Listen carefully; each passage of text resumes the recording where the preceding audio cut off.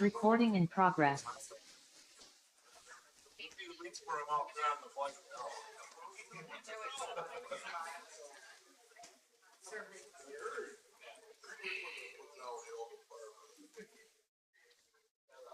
Yeah, and give me a little bit of.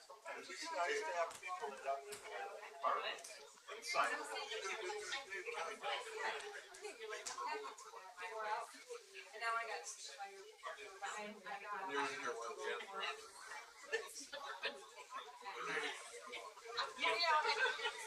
That's true. No, no.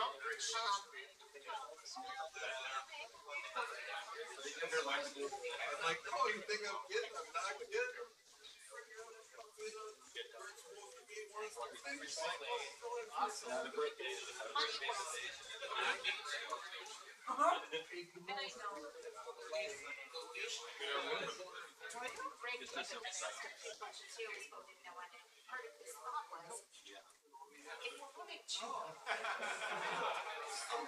No, we're just kind of starting. Are we going to get a place?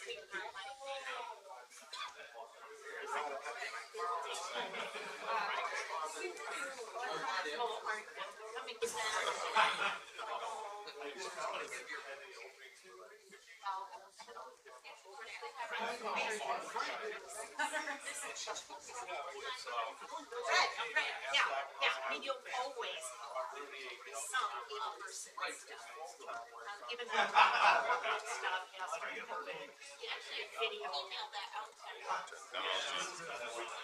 Life easier.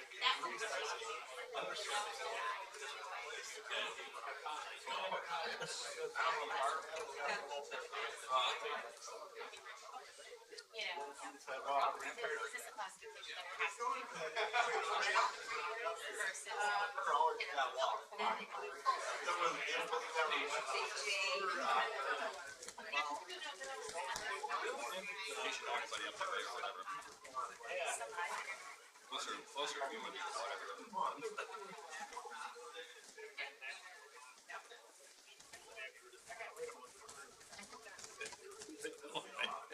I know. Working like crazy.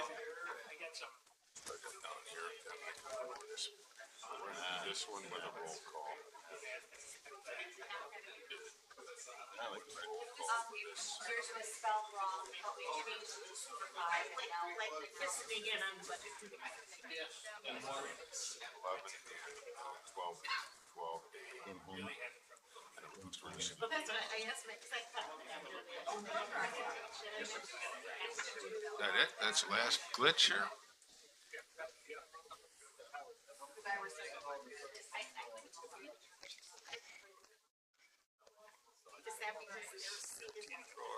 Give me the high sign when we're ready there, Madam Clerk. Okay. All right, we'll call the meeting to order.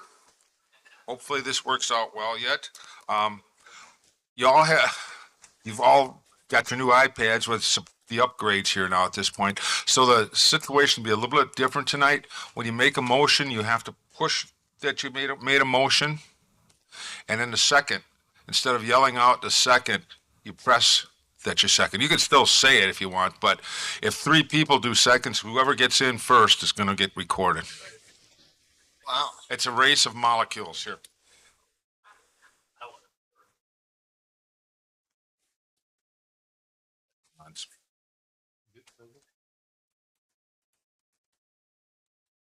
And enjoy your last meeting in this room. We'll be at the Highway Department next month.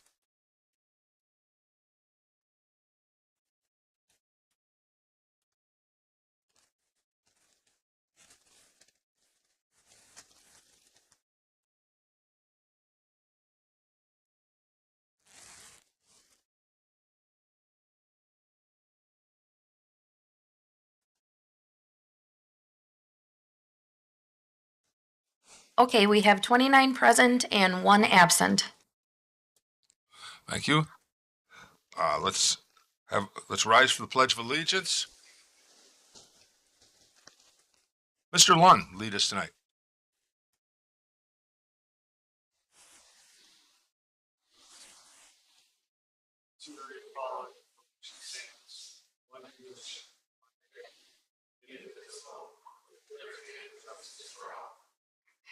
Take just a few moments to reflect.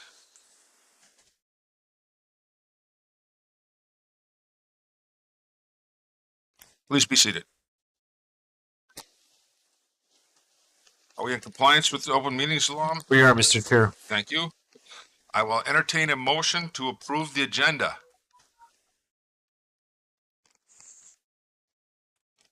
Thank you. Motion by Anthony Gulick, second by Curtis Backlund. All in favor? Aye. Opposed? Hearing none. The agenda is approved. Approval of the August 23rd, 2022 meeting minutes. Mr. Winnicky.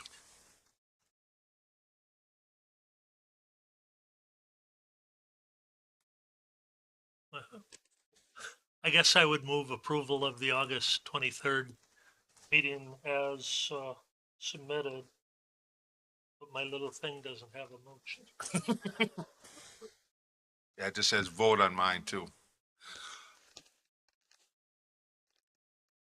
Did somebody second verbally? Mr. Supervisor Gulick verbally submitted a second here. There's the motion. Make the motion. We'll give them just a second. This is new to them too. Okay. All in favor of approval of the minutes? We'll do a voice vote. All in favor of approval of the minutes, say aye. Aye. Opposed? Hearing none, the minutes are approved. Communications. You should have your treasurer's monthly report. We have appointment by the county board chair for District 4 Supervisor Carl Zarling. We will have the swearing in of Carl, and then we will have some appointments by the county board chair. And then we also have notice of public hearing for planning and zoning, 7 p.m. September 15th, right here in this room. Madam Clerk, you would like to swear in Mr. Zarling?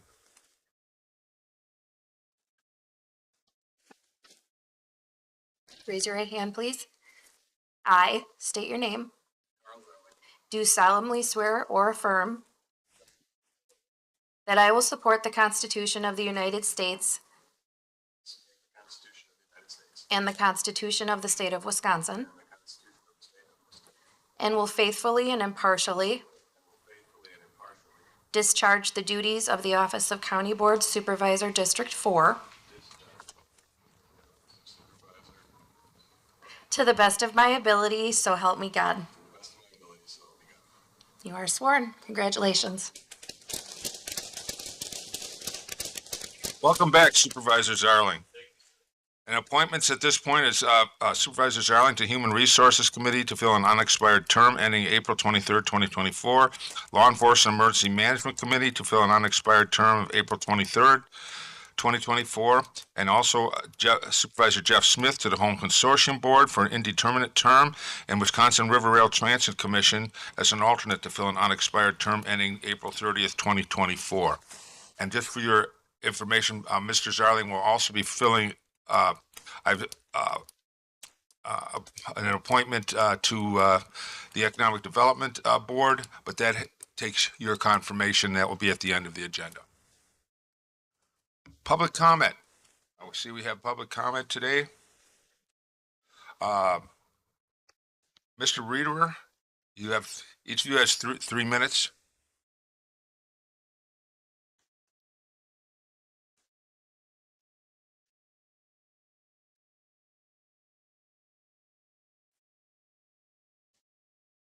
Hello, I'm Katie Reederer, and I live at North 6236 Willow Glen Road in Oconomowoc. My husband Jeff and I moved to Jefferson County right after getting married and fall in love with it. I even changed jobs from Elkhorn to Jefferson to work as the school psychologist at Jefferson High School. Because I knew that this is where we wanted to set down our roots with our 3 young kids. Their ages 2, 4, and 6. Jeff and I purchased the subject property to build our forever house on for $80,000, which easily appraised out at the time because it's zoned A3, meaning that it already met the county requirements for a rural residential lot. We started working with an architect to design the home, at which point we had a septic installer come over to flag where the septic mound would go. So we could only conceptualize how we wanted the house to be built and how everything would fit, and if it would change the shape or style of the home that we wanted. The septic installer used the attached soil test to locate where the soil test occurred and discovered that it wasn't even on our property. Instead, it was about 150 feet west of our property line. Jeff then met with the county zoning department to alert them to the error, and they told him that the first step is getting a soil test on our property to show that it won't pass. So no part of our property passed, thus the property is unbuildable and should never have been zoned A3.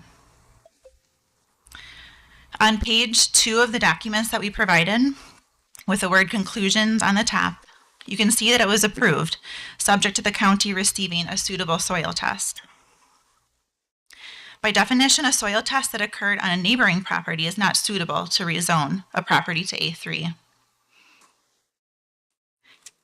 Pages 3 and 4 are the parts of the soil test that show where the soil test occurred, with the benchmark listed in the upper left of page 3.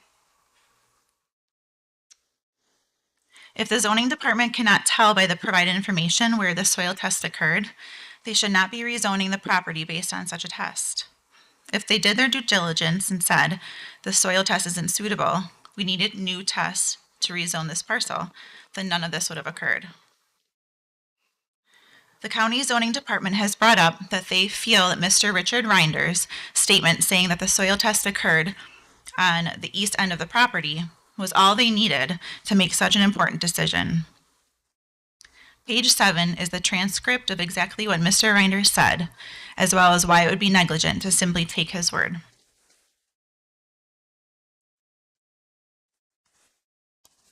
Thank you. Jeff? Jeff Randers? Raider, excuse me. Yes, sir. Do I need to state my name and address as well? Yes. Okay. Hi, my name is Jeff Reederer. I also live at North 6236 Willow Glen Road in the town of Concord, an Oconomowoc mailing address. So as you can see on page 7, these are the words that Mr. Reinders had said. The full audio is available on the county's website. A number of years ago, I purchased this parcel from a Schmeckel who ran a horse farm out of the barn, and he had perked this east end of the property for a future home to make it more palatable for someone who owned the property so they could raise horses as well as do farming on it. He kind of goes off on his ideas for the future of the property and then comes back and says, ideally, it should have a house on it.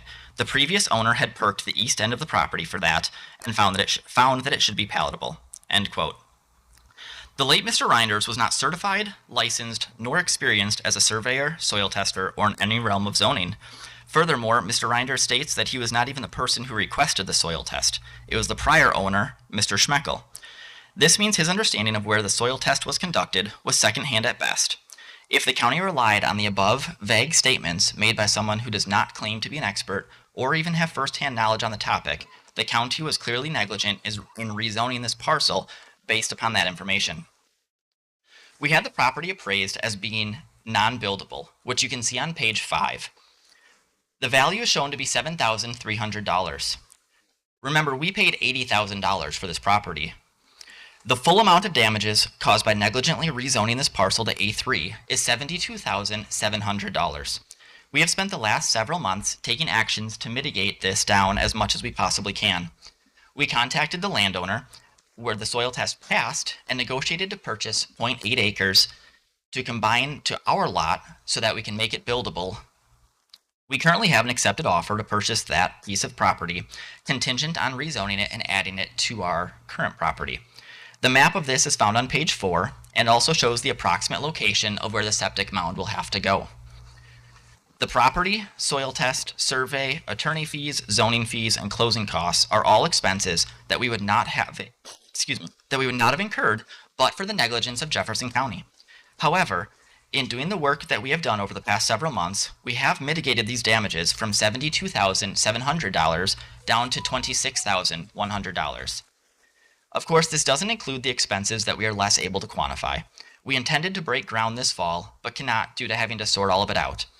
Rising interest rates and a softening housing market will undoubtedly cost our family tens of thousands more dollars. As you can see, this whole event was caused by negligence on the part of Jefferson County, and I ask that the county makes us whole by reimbursing us for the damages that we have sustained. Thank you. Okay, which takes us to item 9, annual reports. Clerk of Courts. Cindy.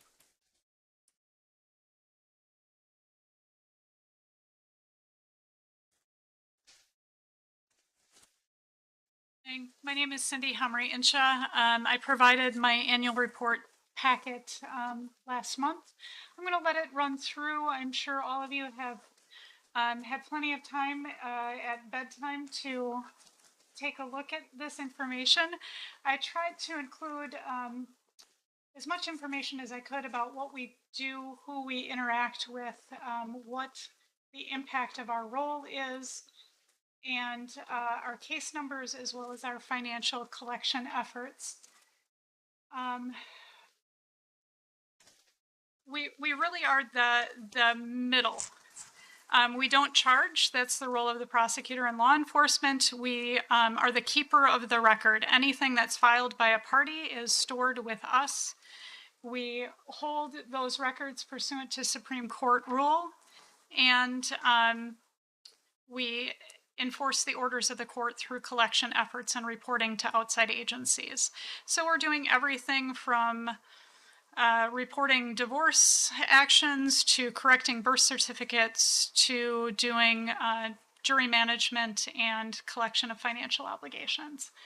Our case numbers are coming back up, and I'm sure the district attorney will tell you more about that in the next presentation. We are back to pre-pandemic numbers as we try to recover and get back to current. Our collections are not pre-pandemic. We struggle to collect. People simply just aren't able to pay at this time. The courts are giving them a great deal of latitude, and we're working with them to the best of our ability. But it really is a situation where people can't pay. Our jury trial numbers are up significantly. We have more juries scheduled than we have days in the year. The judges are stacking them normally about 20 a day. We have to prepare for them regardless if they go or not. So that's a new burden for us.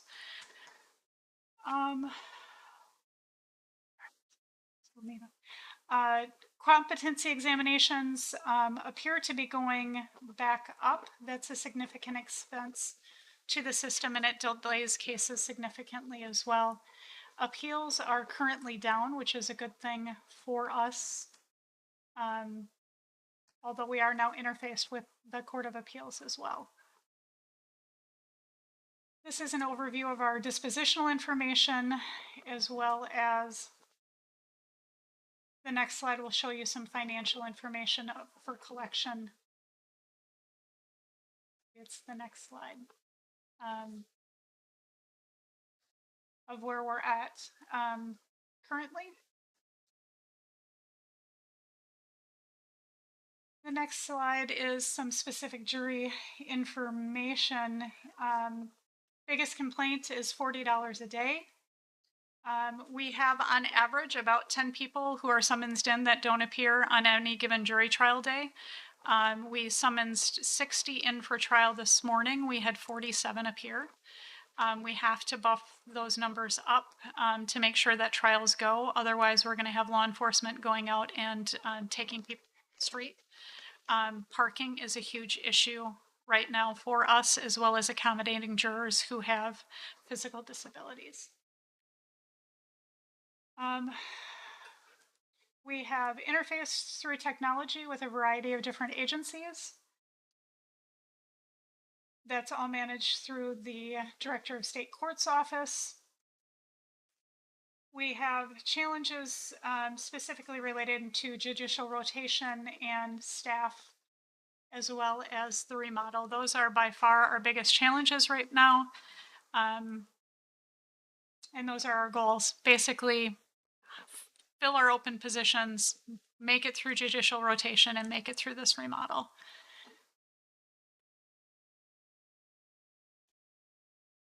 Director of State Courts, former Judge Koshnick, quote. And that's the end of my slides.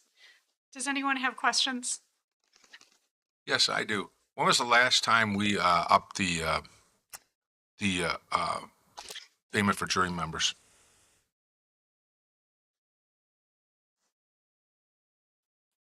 I'm going to say about 12 years ago. I would have to go back to look more specifically. So the current rate of mileage is 51 cents per mile, and then it's $20 for a half day, $40 for a full day. And do you have to actually serve on a committee, or is it just that if you showed up? If you report here, even if the jury doesn't go, it's once you report for a case, you're being paid. Okay, thank you very much.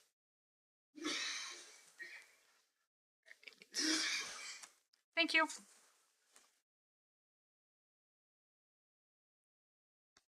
Then we have District Attorney Monica Hall.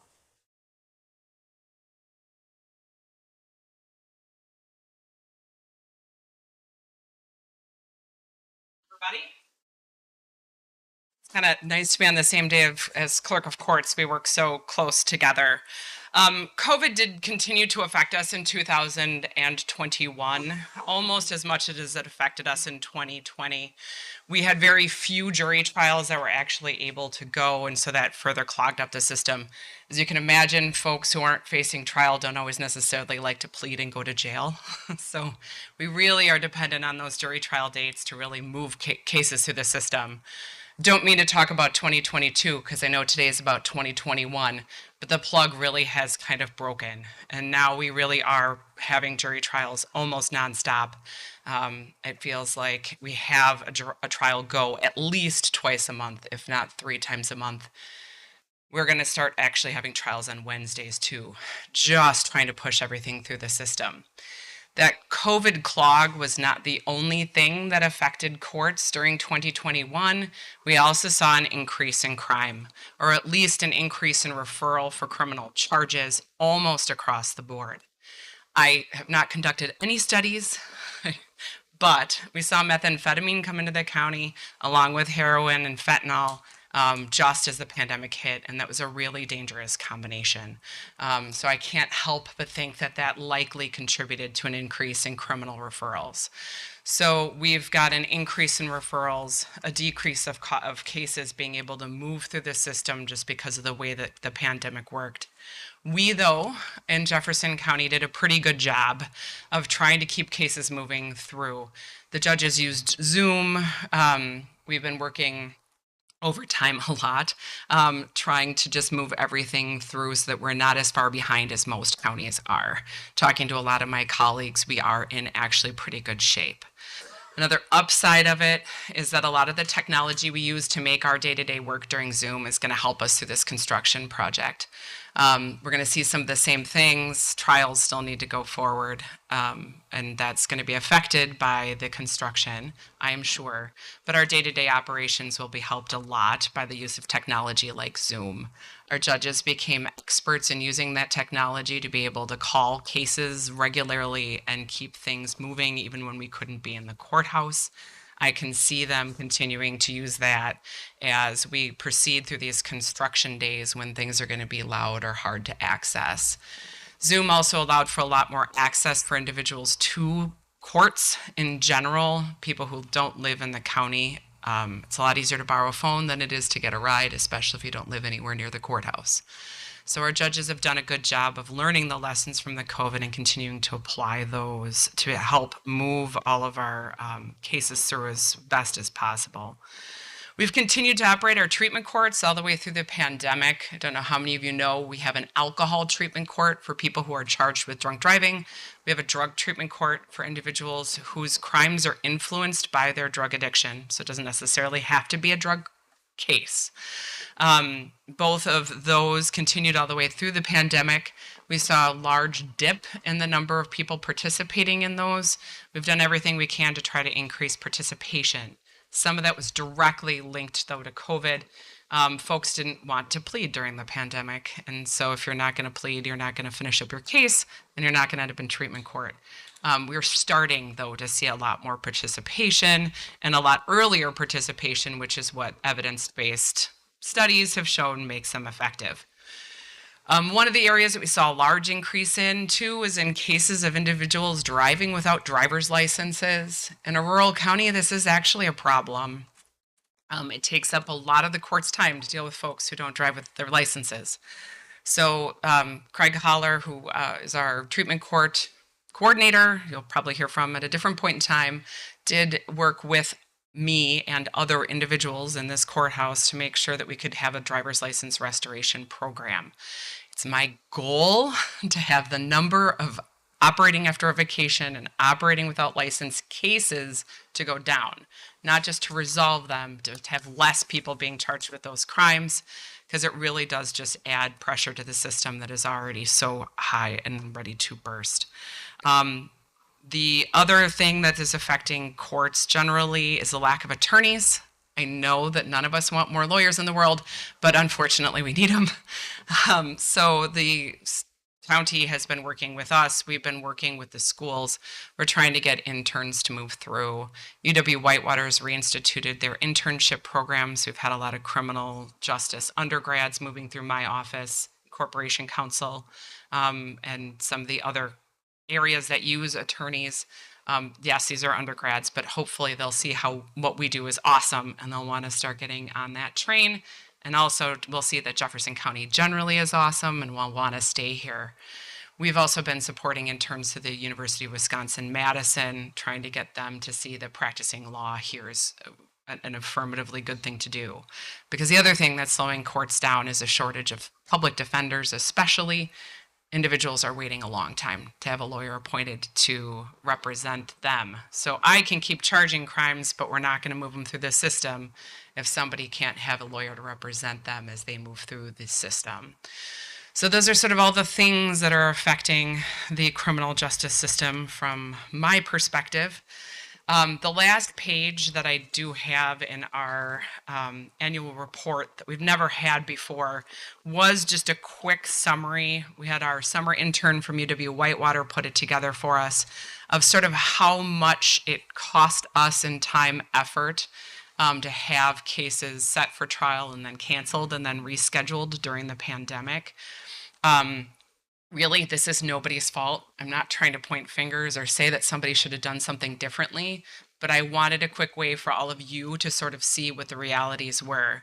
We had a lot of cases that were set for trial, and then somebody would get COVID, or the courthouse would be shut down due to COVID, or one of the lawyers got COVID, and we had to reschedule. This meant a lot of individuals were getting multiple subpoenas in a year. Thankfully, so far, everyone still showed up for the trials that we've eventually had, and we haven't had any real issues with people just getting annoyed with us and not doing it anymore. But really, this is to show you and to demonstrate this actually affects everybody. It affects the clerk of courts, it affects the district attorney's office, it affects the judges and everybody else. So I just kind of wanted you to see a quick snapshot of what we're sort of dealing with.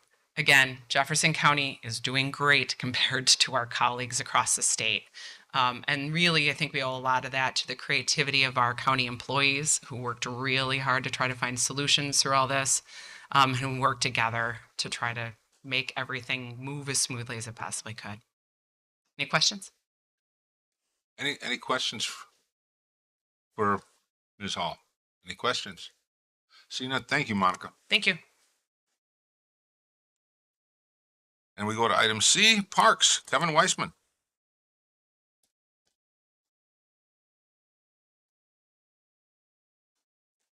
Good evening, everybody. I'm here to represent the Jefferson County Parks Department. Our department manages kind of a wide array of resources for Jefferson County.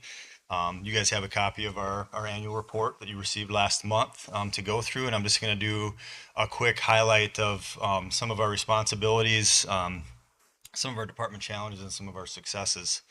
So kind of starting with the Parks Department as a whole, we manage 22 county parks, and those parks range from small community parks like Cold Spring Creamery County Park to Dorothy Carnes County Park, which is a 500-acre park with about 10 miles of trails. So a very wide array of parks in our park system that have a lot of different offerings and amenities. And that stuff ranges so broadly: playgrounds, shelters, historic sites, disc golf courses, and the like. We also manage 3 bike trails. We have 2 paved bike paths, one that's under construction right now, the Interurban Bike Trail, the Glacier River Bike Trail, and then we have a mountain bike trail system here in Jefferson as well. We work with some of the other departments to manage the flood mitigation properties. That program is pretty extensive through Jefferson County, primarily centered on the Rock River, and as many of you know, has been quite challenging just in configuration and management for our department, and something that we're going to be continuing to work through over the next year or two. We also work with all of our facility managers to do groundskeeping for all of the county facilities. So that's about 10 different campuses and locations throughout the county, largest being the Fair Park, Sheriff's Shooting Range, Courthouse, all those different campuses and buildings that the county has. We work with our amazing volunteers through the Jefferson County Snowmobile Program on the snowmobile trails every year.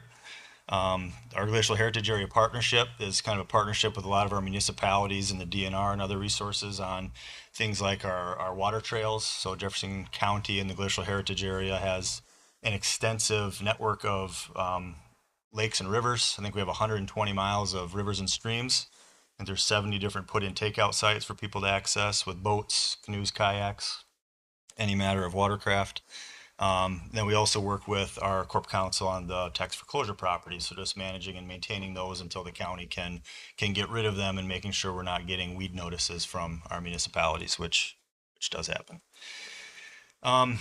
Wanted to just go over some of our challenges, and I'm sure this is redundant for a lot of you. We've had a lot of staffing retention issues, just with wages and the current job market, and that has definitely hit us in the last year and a half, with a lot of turnover in our full-time staff. Trying to incorporate volunteers into our park system through different programs, that has been a success and a challenge, because we do have a lot of interest in having volunteers come in, and just finding the ways and means to get them incorporated into our projects and into our system. I'm going to talk about this a little bit, but homelessness has been an issue, as has vandalism in the recent past. We've had a lot of break-ins to our cash collection boxes, and we've had issues kind of repeating with homelessness in our park system.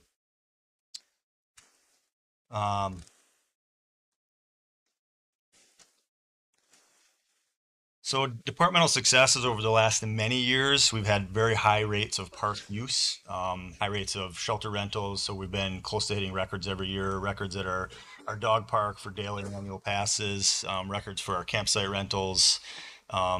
We implemented a new fee use for our boat launches, which has been very successful, which will help pay for boat launch and park maintenance down the road.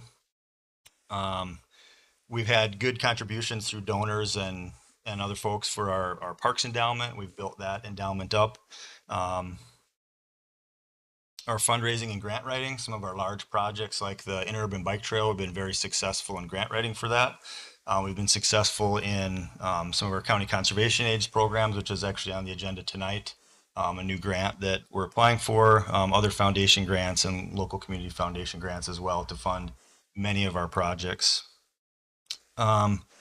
Wanted to talk really briefly about regional partnerships, and they were talking about drug courts before this, and we've been able to work with so many of our other county departments on so many great things, and that's one of those things. The drug court, instead of putting people in jail, has been issuing them volunteer service. So we're able to incorporate those folks into different projects in our park system. Their staff are actually housed right next to us, so it's kind of a perfect partnership to put some folks to work. We work with so many of the departments in the county so well that I think I said this last year, but it's I think something to be proud of. There's so many different opportunities to partner just within our own organization and our own county to make some great things happen, and that's just one of those examples of what we've been able to do. And then some of our friends, so the Friends of Rose Lake, and the Friends of Jefferson County Parks, which is an initiative that we've been trying to get off the ground for this past year, has been, I think, so far a success. Has some work still to do, but has continued to move along. So the 10,000 foot view, but if anybody has any questions. Questions for Mr. Weissman? Questions? Seeing none, thank you, Kevin. And then we have Human Resources, Terry Palm-Koskrowski.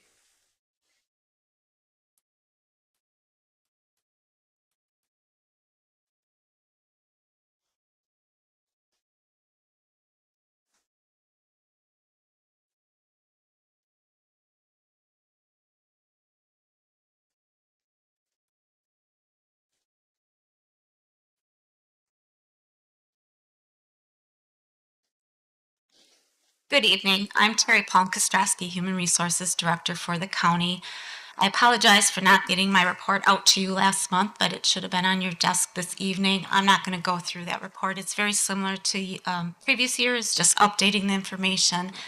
It does a pretty good job, I think, of describing the main focuses that our department manages or coordinates, such as recruitment and retention and compensation, training and development. What I would like to do is just maybe point out a couple of things in the report that I'd like to highlight. One is just the use of sick time, FMLA time, that has been an issue in the past compared to 2019 and 2020.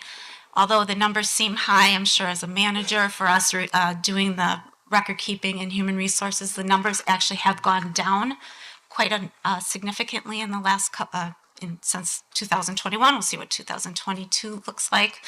The other, though, is kind of on the other end, is our workers' comp.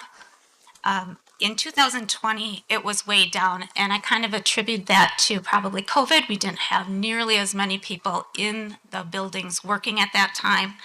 In 2021, though, as employees returned to work, if you look at it's on page, it's second to last page with a couple of charts in there. The first chart that is green and yellow just shows the number of work-related incidents. That in itself hasn't increased or decreased, it's remained pretty steady. But if you look at the bottom chart that talks about the number of missed and restricted days of work, that you can see it has jumped up. It almost, in fact, did double compared to our highest year that we've had in the last 4 years, with 282 days of missed work and an additional 160 days that an employee was on light duty. Now, these numbers encompass 3 employees out of all of them that took the majority of that. And I think I just kind of want to lead into that as I talk about health insurance later. All 3 of these, there is nothing that could be identified that the employee could have been doing differently or that the county could have done differently to stop these unfortunate accidents, which normally doesn't happen every year, and it just kind of hit us all in 1 year for the workers' comp. Remember that when I get to the health insurance information. With that, I don't want to leave COVID out of the picture in 2021. It was still going pretty strong. Just some numbers for the county. I looked up, we had 96 positive cases for employees in 2021, 191 reported close contacts, and 19 employees who reported they took time off because their school or daycare had to close. Remember, schools were pretty much back in session in 21, but there still were hit and miss cases for that. Really, our office, with the teamwork of our staff, we did the contact tracing for the employees, which would mean if somebody was positive, they notified us they were positive, or that they were in close contact, we would go out and find the information, who were you in close contact with, and make sure that we did that so we could notify people to quarantine and work with the supervisors to hopefully stop the spread of COVID within our own facilities. Just kind of going on to what are some of the things we're working on in 2022 and 2023. Recruitment and retention, I'm not going to beat that. You guys have heard that over and over from all the departments. I thank the board for approving a recruitment and retention specialist in March this year. We did hire somebody in June who's been a great asset. He's worked diligently on getting us some live market data that was helpful as we work forward in the 2023 budget. The personnel ordinance review, for those of you that were around pre-COVID, we were just about ready to finalize many of those sections until many of us weren't physically here. So that has been put on hold, and it is my goal to have some of that in front of this board again in 2024. Recruitment and retention, as I suspension. Thank you. Well, usually I'm not nervous. I'm going to have Jessica wait back there. So we had some turnover in human resources as well in 21, and we hired Jessica, and she's in our benefits administration position right now. So as I go through health insurance a little bit, if I can't answer the question, she's back there to help me out as well. And with that, I'm going to end on a little bit of fun note for my annual presentation and stop talking and show a short video of our new hires of employees in 2021. And if you are paying attention, you'll find a couple of fun pictures in there.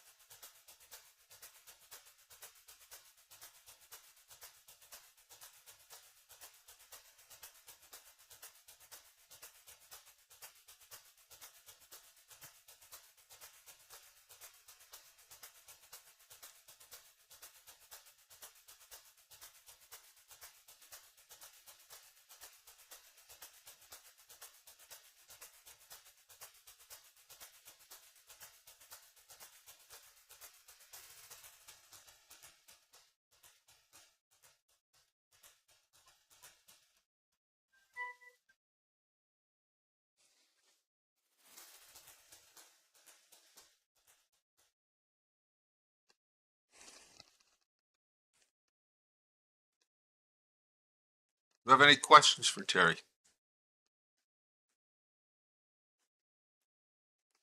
Just some of those fun pictures in there are some things we do try to do throughout the year, such as dress up for Halloween, Christmas. The first one you've seen was kind of, or one of them in there of Blair was in there, and then we did an ice cream social where they scooped out ice cream for everybody. And then, of course, we had the ugliest dog in the world, the sheriff's dog was in there. And obviously ending with a very cute picture with Kevin, so. Thank you. Don't run off. Thank you, Terry. Takes us to item number 10, special order of business. Ms. Palm.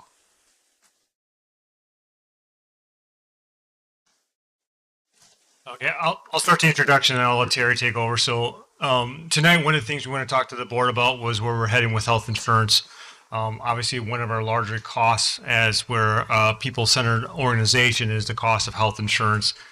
And we've been doing some analysis based on our current provider, which is Dean Healthcare, and then other options that might be available. So up front, part of the reason we're having these conversations is the initial renewal we got from Dean was 25%. So when we start looking about the cost that it means for us as an employer and for our employees, and looking at the long-term 2-3 years outlook, that number is continuing to grow. But we did look at opportunities to, if others would look at us, and we were not able to get any additional quotes. And so we also have looked at the state plan that we were on several years ago. So as part of tonight, what our intention is to give you some of the analysis that took place related to that. And looking at the potential recommendation of going back to the state plan with some of the cost implications of that as well. The numbers that you'll be seeing tonight would lay the state plan on a more conservative approach for going into 2023. As we told the finance committee yesterday, that is the number that we have been able to put into the budget as well. So that's built into the budget already for to have options. One of the key things you'll see tonight in the resolution that's before you is the fact is we're asking to move back with kind of an asterisk saying upon final review of our fiscal analysis. And we're doing that because the way to get back into the state program is the county board has to pass a resolution by to the state by 1 October of this year to get back in. And so we just want to make sure that is in place without having to do a special county board meeting. But our goal tonight, really with Terry's effort, is to talk through some of the education process, talk through some of the programs design, what that cost looks like today, but then part of what it looks like 2 to 3 years from now, and some of those other challenges that are still going to be out there as we go forward. So Terry? Pretty much all I'm going to have after he gave that away is looking at the numbers. But if you don't mind, I'm just going to stand over here. Then I don't have my backs to everybody and looking up there as well. Maybe.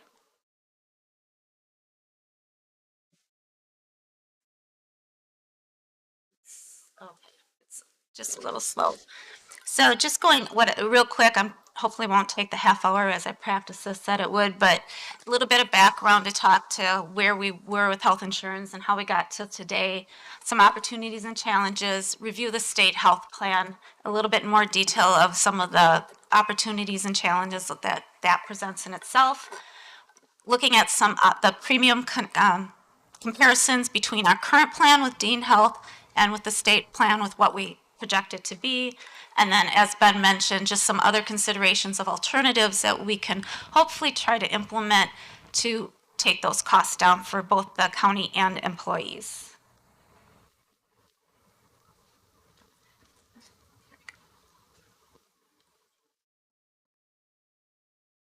Wow, sorry about that. So the county was actually self-funded for a lot of years back in the 1980s through December of 2008. And at that time, being self-funded, we did very well in the 80s, 90s, early, otherwise we would have got out of it earlier. But there was those things called utilization and high claims. And being self-funded, it just started to become unaffordable for the county, and it wasn't sustainable.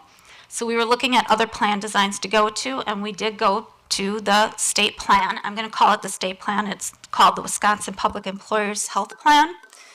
One reason we were with them for a lot of years, for 9 years, 2009 through 2018. At that time, we did take a look and did go to Dean Plan in 2019. Some of our concerns with the state plan are still some of our concerns today, is that their premiums, the state bought down the premiums with the reserves, and our fear at that time is what's going to happen when those reserves are gone. Planning, as Ben mentioned, is difficult sometimes. Maybe he didn't mention, but we don't get those rates. I do not have what those rates are officially in my hands today. And since when we were with them originally, it was around Labor Day we got them. Now they're telling us we will get them this week sometime. I think I told the HR and Finance Committee I expect to see them probably, that means Friday afternoon. And the other thing is we don't really have any control over the plan design other than some of the alternatives that we can put alongside of the state plan. We can't determine how much the deductible is going to be or the out-of-pocket. That is something that is set by the state, although the state has several plan designs to look at. Once you choose one, that's what you have. So Dean Health Plan, it was a good decision when we changed to them. It was about a 30% decrease at that time with the caps put in place, as you see there, of 7.5%, 7.5, and 9.99, which the county had to hit those caps every year. So that brings us to 2023 and 24 and 25. We did get quotes for 3 years, as Ben mentioned. Sorry, I'm looking here and I should be up here. Almost a 25% increase going into 23, a 20% increase into 24, and a 15% increase into 25. And you can imagine what that does to the rates, and it just builds your premium costs up. So we went out and did try to, okay. I will try to click earlier before I'm done talking. So some of the challenges, we did go out and try to get bids from other health plans to look at our plan and give us another offer. We did not even get a bid. Nobody would take a look at us based on our current utilization. And again, our utilization was high with a few high claim costs. Nothing that the employee did wrong, nothing that the employer did wrong. They just were high claim costs that is going to be passed on to the county in general. We're concerned about the recruitment and retention impact it has, so when we were looking at the plan designs that we are considering and part of the resolution tonight, we want to be mindful. Health insurance is a big attraction coming to the county, and we want to make it stay that way. But we have to be cognizant of the fiscal impact to the county and to our taxpayers. Opportunities, some of the things that we've done is we did start back up our health insurance employee committee group. We've met 3 times. Kind of gave them a lot of history lesson on it and tried to get their feedback. I'm trying to see if Matt Zengel is in the room. He is. I'm going to wave it. He was on the committee as well. I might go in there saying this isn't going to be a cheerleading kind of session. You know, there's not going to be any rah-rahs and happy people at the end of the day. But I think that they all understood that the position we were in and some of the hard choices that the county has to face. And that brings us to the next point. Part of what we're doing here tonight is just education. And if we make the switch, it's probably going to be one of the biggest challenges is we have a short time and a long way to go, I guess is how you'd say it, to get out to all the employees and have them try to understand what's going to be brought in front of them.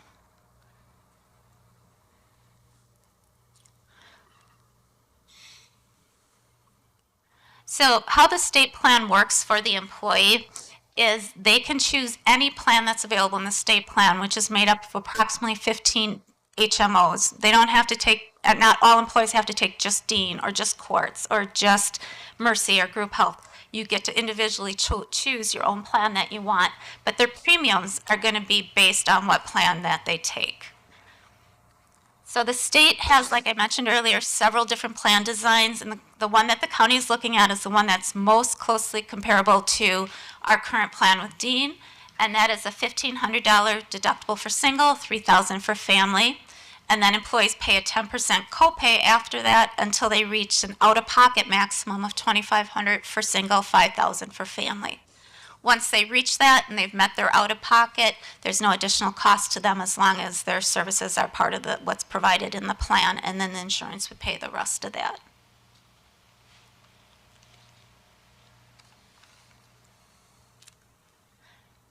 For the county to join the state plan, we had to go through an underwriting process, which we have done. What that does is they took a look at our utilization, and it wasn't a surprise that they assessed us the highest surcharge possible, which is $300 per month per single plan and $800 per month per family plan. And we have over 300 family plans, just to put that in perspective, if you can do some quick math on what that impact of total premium costs are. In 2024, those surcharges are 50% of that, and then in the third year in 2025, as we're comparing it with what Dean quoted us, there would no longer be a surcharge. One of the things that our county administrator wanted to do when we recognized what that surcharge would be was to find some one-time money savings, money that we could use to pay that surcharge for employees. Unfortunately, we went back to the state. That is not what is allowed by the state. We have to build that surcharge into the premium amount, and premium is based on that.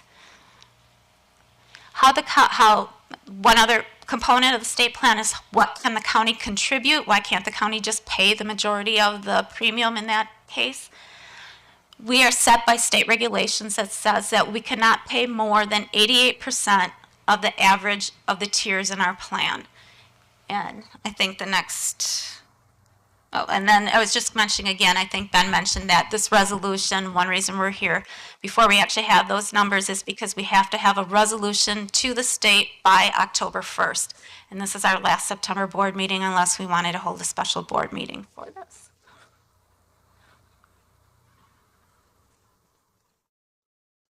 So just really quickly, this is in your packets. You can look at that as we're talking. Also, in Jefferson County, these are the 5 plans that are what they consider Jefferson County plans. You'll notice that 3 of them are in Tier 1. That's Dean Health Plan, Group Health Cooperative of South Central Wisconsin, and Mercy Health. So how we figure out the premium we're going to pay is we take those 3 plans, we average them, take 88% of that. That is the most that the county can contribute to the premiums. You will see, for those of you looking over here, sorry, you'll see this where it says maximum employer share.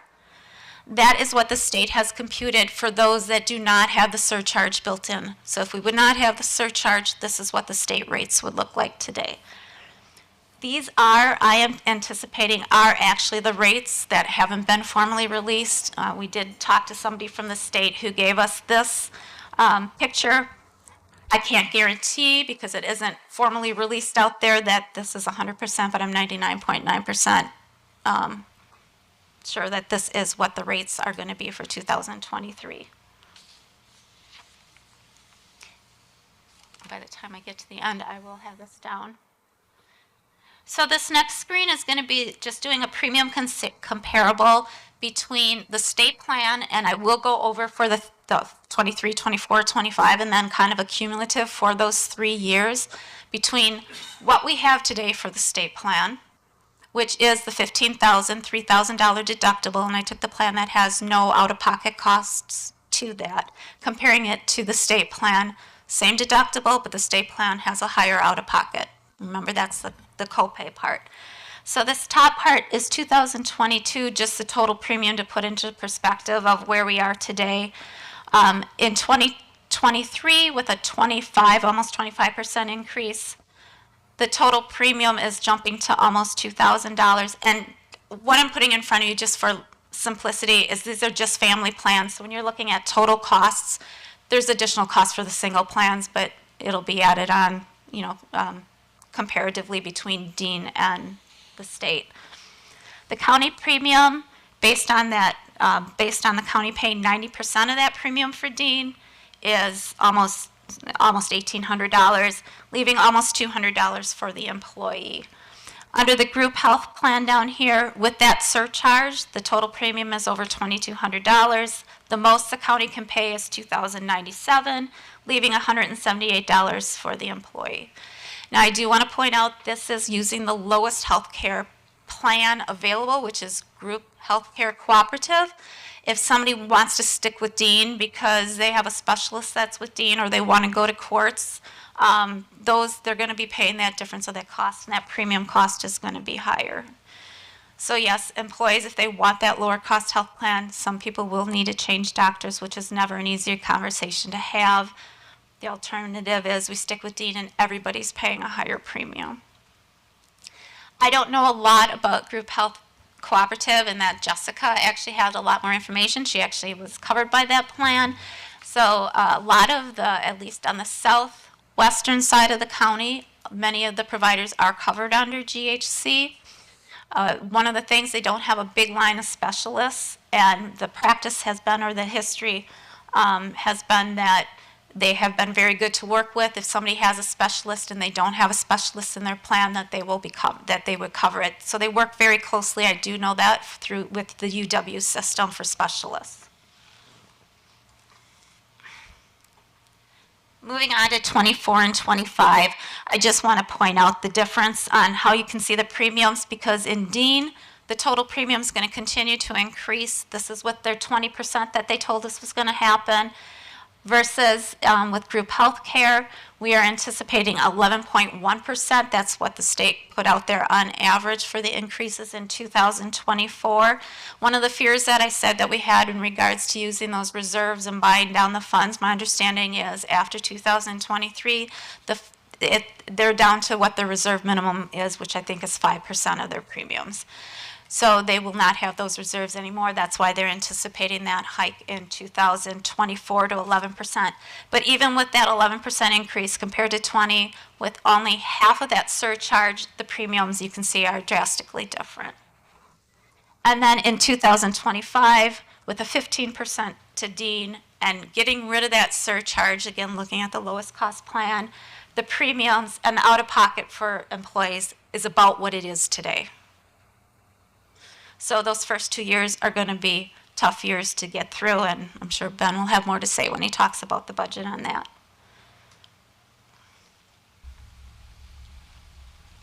looking at the cumulative, you can look at that in your packets if you can't see these numbers. But for total county premium over 3 years, you're talking not quite $3 million difference. And I think it's important to look at what does this mean for employees.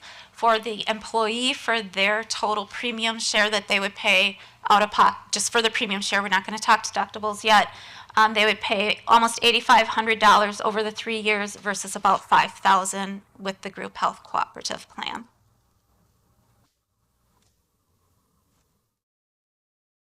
So some of the alternative considerations, and for those of you, some of you are going to be totally confused. Some of you have heard this before and are going to wish that I wouldn't be covering this, but I think it's important to review what we have, different types of savings that we could provide for our employees. One is called a health savings account. This is a savings account that belongs to the employee. The employee can contribute to it, the county can contribute to it, and we have contributed to our higher deductible plan than the one I compared there this year, and we have in the past. One thing with that, to have a health savings account, you must be in a high health deductible plan. The $1,500, $3,000 deductible is considered a high deductible plan. An alternative to that is what's called a health reimbursement arrangement, or an HRA. That is a savings vehicle that the employer or the county would set up. That is money that belongs to the county. It stays with the county. But the county could put in, let's say they want to fund that $3,000 of deductible and put it into the HRA. The employee, if they use it, they can use it $1. It doesn't have to be a high deductible plan to have that.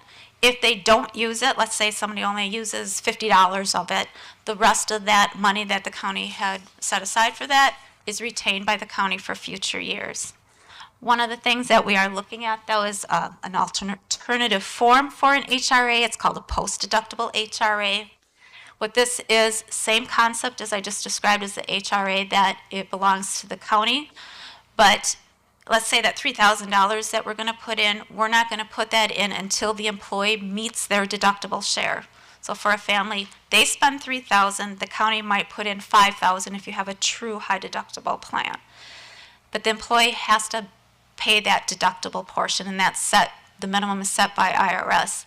The nice thing about this is also a qualified health plan, and with a high deductible plan, you can also use an HSA. So for expenses for that first $3,000 of deductible, the employee would be able to continue contributing into a tax savings vehicle for that HSA to cover those expenses. And I'll run through some examples of that in just a little bit. Or maybe I'll run through it right now. So here's an example of that. Looking again, this is just the state health plan. The Dean health plan of the $1,500, $3,000 deductible actually would not be eligible for a post-deductible HRA because they don't have any additional expenses above that minimum $3,000 that the IRS requires. Does that make sense for those of you who are kind of nods of heads? Okay. So this is just showing that we have a deductible of $3,000 and a $5,000 out of pocket in some examples. The county is going to put $2,000 into a post-deductible HRA. This is setting it up that the employee contributes into, on their own, into an HSA, that first $3,000 that's taken out each payroll. Now again, it's because it's pre-taxed, instead of it feeling like $3,000 coming out on average, it's going to be about $2,400 because of the tax savings. So let's just assume an employee doesn't use the health plan at all. The money they've put into the HSA stays with them. It's theirs. They can carry it over for future year expenses. The money the county put in for that $2,000 afterwards, it never was used, so it is retained for the county for future expenses. If we use the example that the employee has $3,000 in claims, they're going to use that $3,000 that they had set aside in the HSA. The money that the county had put aside, again, then we're going to retain that to be able to use for future health care expenses. Now let's get into some maybe more of the, using some more numbers where the employee has $10,000 in claims. The employee is going to pay that first $3,000 that they're setting aside in tax-free, post-free tax money into the HSA. So what happens with the remaining $7,000? The employee is going to pay 10% until they reach that $5,000. So in this case, The insurance company is going to pay 90% or $7,000. The county, or the employee would be responsible for the next $700, but they've already met that deductible, so that $700 is going to come out of the HRA money that the county has put in. So the county would have then $1,300 remaining. Again, the county retains that to use for future expenses. But what this does is it limits what the possible out-of-pocket for the employee may be. And then just showing any claims $23,000 or more, essentially all those claims, the employee is going to pay the $3,000. Any claim above that is either going to be covered by the HRA, or once they meet that $5,000 and the HRA money is gone, then the insurance company pays the rest.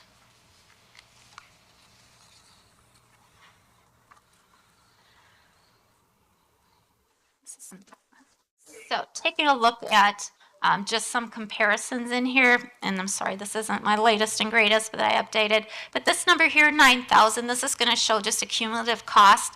If we're with Dean under our current plan, the county's total premiums that didn't change from before, the employee's premium that didn't change before, but they would be responsible for $3,000 of the deductible. Remember, that plan only has a $3,000 deductible, bringing their total for the 3 years of about $17,500. Under the group health care plan, group health cooperative under the state, putting into the HRA is going to cost a little bit more for the county. We anticipate 35% of employees will use it, the rest won't, so it will cost us almost $475,000. But the employee still is going to be only responsible for that $9,000. If we wouldn't be doing that, remember there's the $5,000 out-of-pocket, so that the out-of-pocket for the employee would increase. So this keeps the number for the employee down. Again, their total out-of-pocket that they'd be responsible for is just under $14,000. One of the other considerations that it's in the resolution tonight and that we were looking at is what's called a health insurance opt-out plan. Essentially, this is an incentive, a cash incentive for employees not to take the health plan.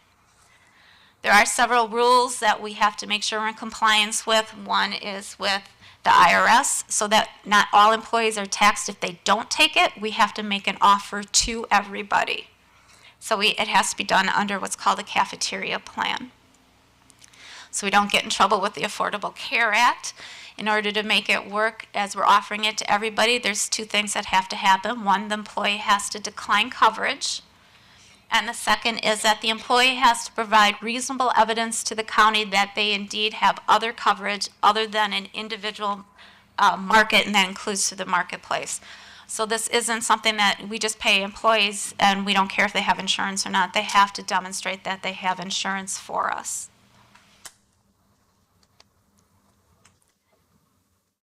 And then the last thing, just that we'll be going into some of those numbers, as I mentioned, this has to be offered for everyone. So we do have approximately 25 employees right now that do not take our insurance. We would have to offer this to them as well.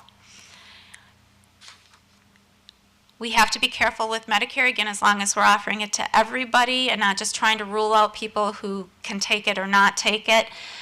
For those that are Medicare eligible, we have to offer it to them as well. If we don't, we run in violation of Medicare secondary payer rules. This would exclude spouses who work for the county because their other coverage is our coverage. So we do have a number of employees who are married who work for the county. They either carry 2 single plans or 1 family plan. And right now we are getting some clarification. It may exclude employees who are at the age of 26 who are on their parents' plan yet. We have about 13 of those employees right now. Again, I'm getting clarification that if this plan and opt-out would be available for them. If it would, I'm sure we would set it up that it wouldn't be a family opt-out, it would be a single opt-out. Because if they would be on our plan, more than likely they're going to be a single on our plan.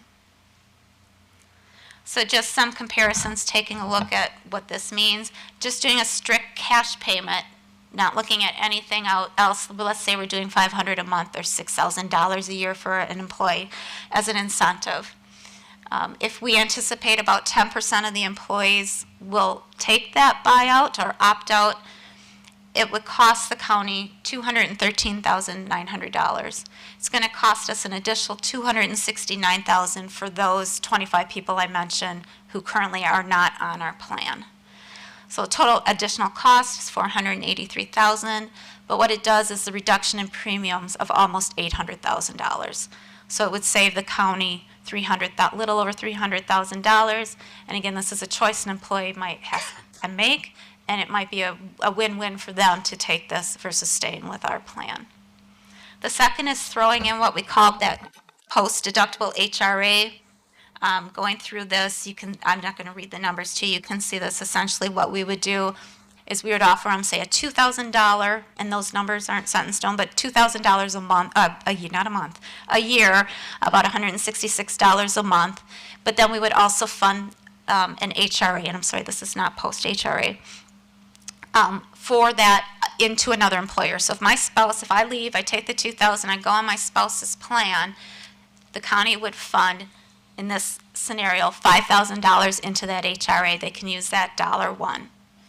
Now again, the downside of that for employees is if they have an HSA through their spouse's employer, they'd have to either waive the HSA contribution from their employer, or they'd have to waive our HRA contribution because they don't go together.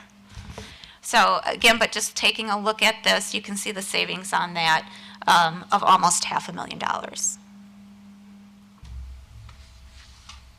And really what I want to point out in here, this is looking at comparing the current plan with Dean, that's in pink, a couple of the plan design options that we looked at, and then that last column that's in green for the state plan. If you take a look where the arrows are showing, it shows that in 2024, if we were at the $5,000, $10,000 deductible, the family premium is almost $1,800. And I don't know, for some of you might not be able to see the bottom of the screen, but with what's anticipated in state rates, that it would go down to less than that in 2025. So I should mention at this time that when we were getting quotes from Dean on those two higher deductible plans you see up there, what they quoted for the renewals on that was a 25%, I'm rounding up, 24.9% increase for 23 and 24.9% increase in 24, and they would not even give us a cap in 25. That's why you see those question marks on there. And the very last thing, not going into a lot of details, but just another thing that we could look at, I don't think we would be ready for 23 to do this, but some wellness incentives to help employees. One, if utilization is part of our issue, if we would not be with the state plan, or like if we would be staying with Dean, what are some incentives to get employees to take better care of themselves? And there's different ways to do that. And this is just one example we put up there, but just as an example, we could say, we're going to, instead of paying 88% of the premium, we're only going to pay 85%. But employees who maybe complete this, we will put a couple $1,000s into your HSA, or you'll pay a lower premium, something to that effect. So now for the questions. I seen a few people in here actually, like, I think getting what I was saying. I'm not sure if everybody did. Questions for Terry? Yes. Supervisor Darling. One of the earlier slides, am I to understand that the state plan, we would have HSA access to individuals in tandem with HRA? If that is a post-deductible HRA. Okay. So that would mean that the employee would have to, pay, in this scenario, we're going to say the minimum what the IRS requires of the $3,000 deductible. Right. The county would put money into an HRA after that $3,000 deductible.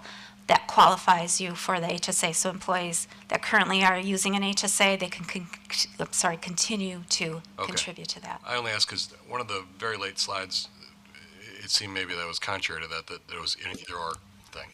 That other slide that I showed where I was saying we're going to put money into an HRA. If somebody leaves our plan, that's going to go into an HRA for their employer or their spouse's employer. Gotcha. That was not a post-deductible. That was saying we're going to put 5,000 in, $1 they can use it. So that would not be compatible with an HSA. Okay, thank you. I guess just, we did consider post-HRAs if they leave our plan for the employer, but you got to imagine trying to administer that when there might be 30 people that leave with 30 different employers and 30 different plan designs to try to monitor that. Sorry, I have one more. Yeah. I probably have 10 more, but one more. Again, one of the later slides, the opt-out would not be, again, because the ACA, the individual needs to show adequate health care coverage, et cetera, and IRS doesn't want us to, right? So I get all that. So but you had said it, and you may not use an individual marketplace. Correct. I guess I'm just curious why. Well, because, it's an Affordable Care Act regulation on that. That what I had up there on that slide, and you should have that, that was actually a quote right from there that just says that you're not eligible for individual, which would be yes, if we have somebody who's maybe farming and their spouse would have access through that, and it's an individual through the marketplace that would not be eligible for that. Okay, thank you. I don't know if you want me to. Oh, Supervisor Smith. Thank you. As you've had time to absorb this and you deal with these different companies, do you have a suggestion for us? Like either what you have or our administrator as to what the best direction forward would be with which company? I mean, I've made a recommendation to Ben, but I'll let him. I think the recommendation we're heading for is to allow us to opt back into the state plan right now, for a few reasons. The challenge with this, every time we talk about the insurance change, we recognize there's an impact with the employees, especially with their providers potentially. Some of these have overlapping providers, some do not, and that's for some employees when we switched first time from state plan to Dean. There's a few that, especially with their specialties, that was a coordination effort that needed to be handled. And so that's not always the best part about that. With the state plan, they do have a choice. Unfortunately, the plans that they were used to be more cost effective when we were on it, which were Dean and Court specifically, those have gone up quite a bit. A lot of it's doing with coming out of COVID, some of the market conditions, and then for us, it's just some of the claim histories we've had with the underwriting. So part of what we're looking at is that long-term cost. And so with the surcharge, the additional amount is basically a one-time cost. It's a cost that as we look at things, we can look at absorbing that this year and going to the next year and it kind of almost as a reset to that premium cost to the employee portion and the employer portion. The concern of staying with a Dean package is, one, you're going to continue to see those, you saw those 25%, even with the plan design change, 25% in question marks. I would say based on conversations that question mark is not going to be below 25% potentially for that last year. And it's going to be a lot of different factors that go into it, but based on what we're seeing, that would not take place. And so our concern is that now becomes operational cost, right? So I'm pulling off the surcharge to say it's a one-time cost we can afford with some one-time revenue streams.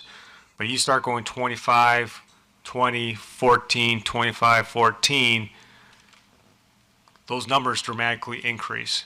And now we have to absorb that within a net new construction analysis, sales tax increases, along with trying to do cost of living increases, et cetera. And so what we're trying to find is that right blend that makes fiscal sense and still provides a package for the employees. There's going to be a lot of education if we do go in this direction. We've brought on a new consulting firm, R&R, to help with some of this education process. We're going to have to work with the staff because you heard some of the people's schedules tonight. So that's going to be before hours, lunch hours, after hours, those kind of things too, to help work through staff to educate about this so they can make the decision that's best for them. So the short of the long story I just said, I think if you look at it from that perspective, it makes sense, but they're going to be having some tough conversations also for the employees of what makes best for them too. And we acknowledge that. So we're trying to find that right mix. So hopefully that answers that question. Other questions? Supervisor Kennard. If I remember correctly, when we went into the current plan run, aren't we tied in with Dodge County or something? Wasn't there a consortium type thing? And what are they doing? The same thing we're doing, or? So they went through the same analysis. Their rate renewal, I believe, was a little more lower than ours. So my understanding is they're looking at a slightly different design change, and staying with Dean is right now the recommendation from conversations with them. The consortium, based on some of these risks analysis that we just talked about, had to kind of fold by default. Sticking together actually for like other communities that were part of it, such as the city of Jefferson, city of Lake Mills, being a part of the bigger group was great when we started. It would hurt them right now if we kept them together from their cost.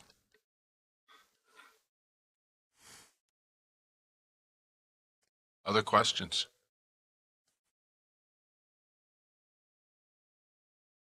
Seeing none? Thank you, Terry. Committee reports and resolutions, ordinances. Item 11, County Administrator, Mr. Waymire. Resolution number, this is probably supposed to be not 2016, I probably. think this is the blue one. Yes.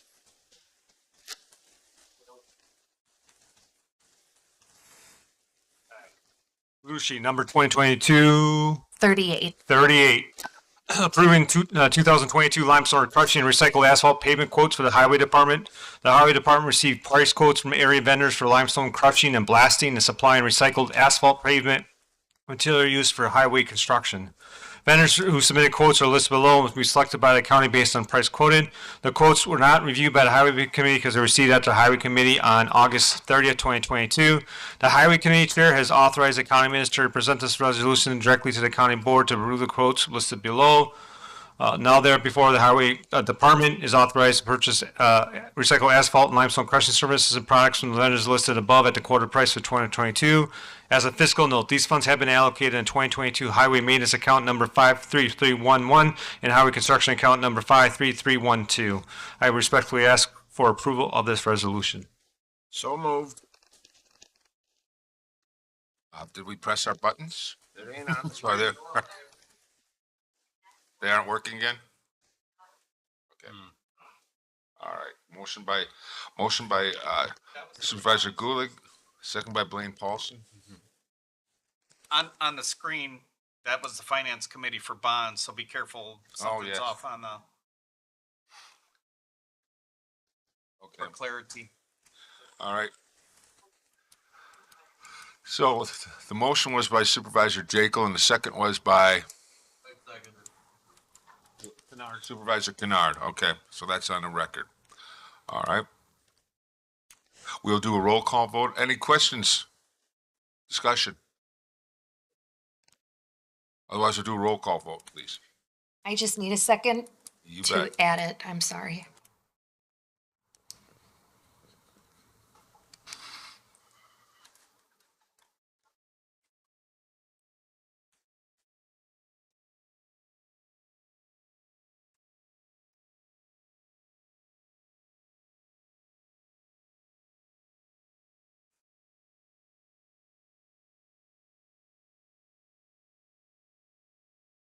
Okay, go ahead. Supervisor Jones? Supervisor Drana? Yes. Supervisor White? Yes. 29 yes, 0 no, 1 absent. Thank you. The ayes have it. Takes us to item number 12. Finance Committee resolution awarding the sale of $28 million in general obligation building bonds, Series 2022A. Supervisor Jones. Yes, thank you, Mr. Chair. We're going to read this in a relay fashion. We each take a page. And that's this one. It's the gold one. Whereas on August 10th, 2021, the County Board of Supervisors of Jefferson County, Wisconsin, the county, by a vote of at least 3/4 of the members elected, adopted an initial resolution, authorizing the issuance of general obligation bonds or promissory notes in the amount not to exceed $36 million for the public purposes of paying the cost of county building projects consisting of the construction of additions to and renovation of the courthouse, sheriff's office, jail facilities, construction of related improvements, and acquisition of furnishings and equipment, collectively the project. Whereas on August 23rd, 2022, the County Board of Supervisors of the county also adopted a resolution, the set sale resolution, providing that the general obligation bonds authorized by the initial resolution be designated as General Obligation County Building Bonds Series 2022A, the bonds for purpose of paying the cost of the project.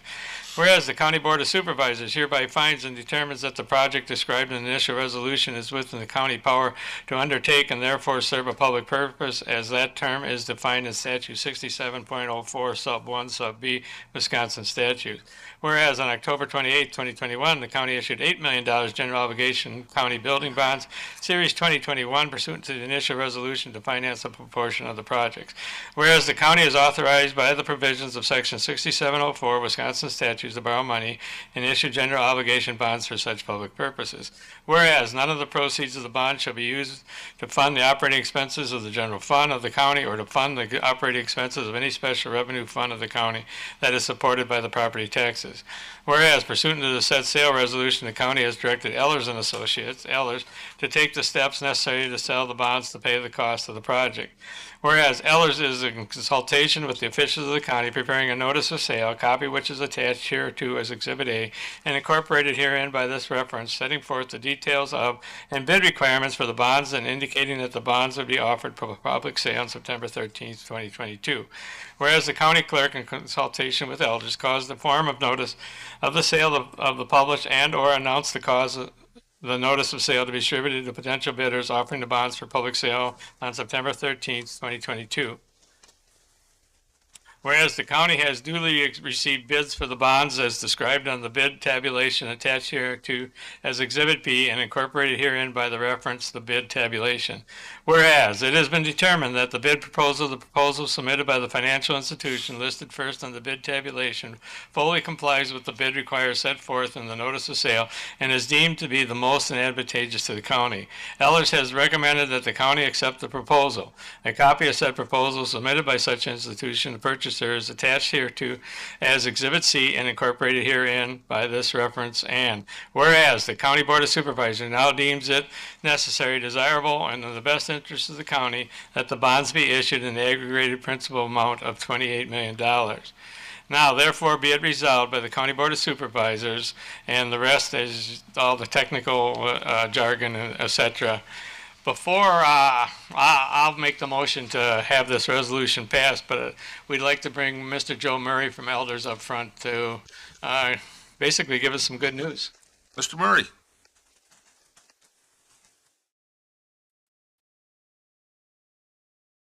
Thank you. Good evening. I'm Joe Murray from Ehlers, proud to be the county's financial advisor.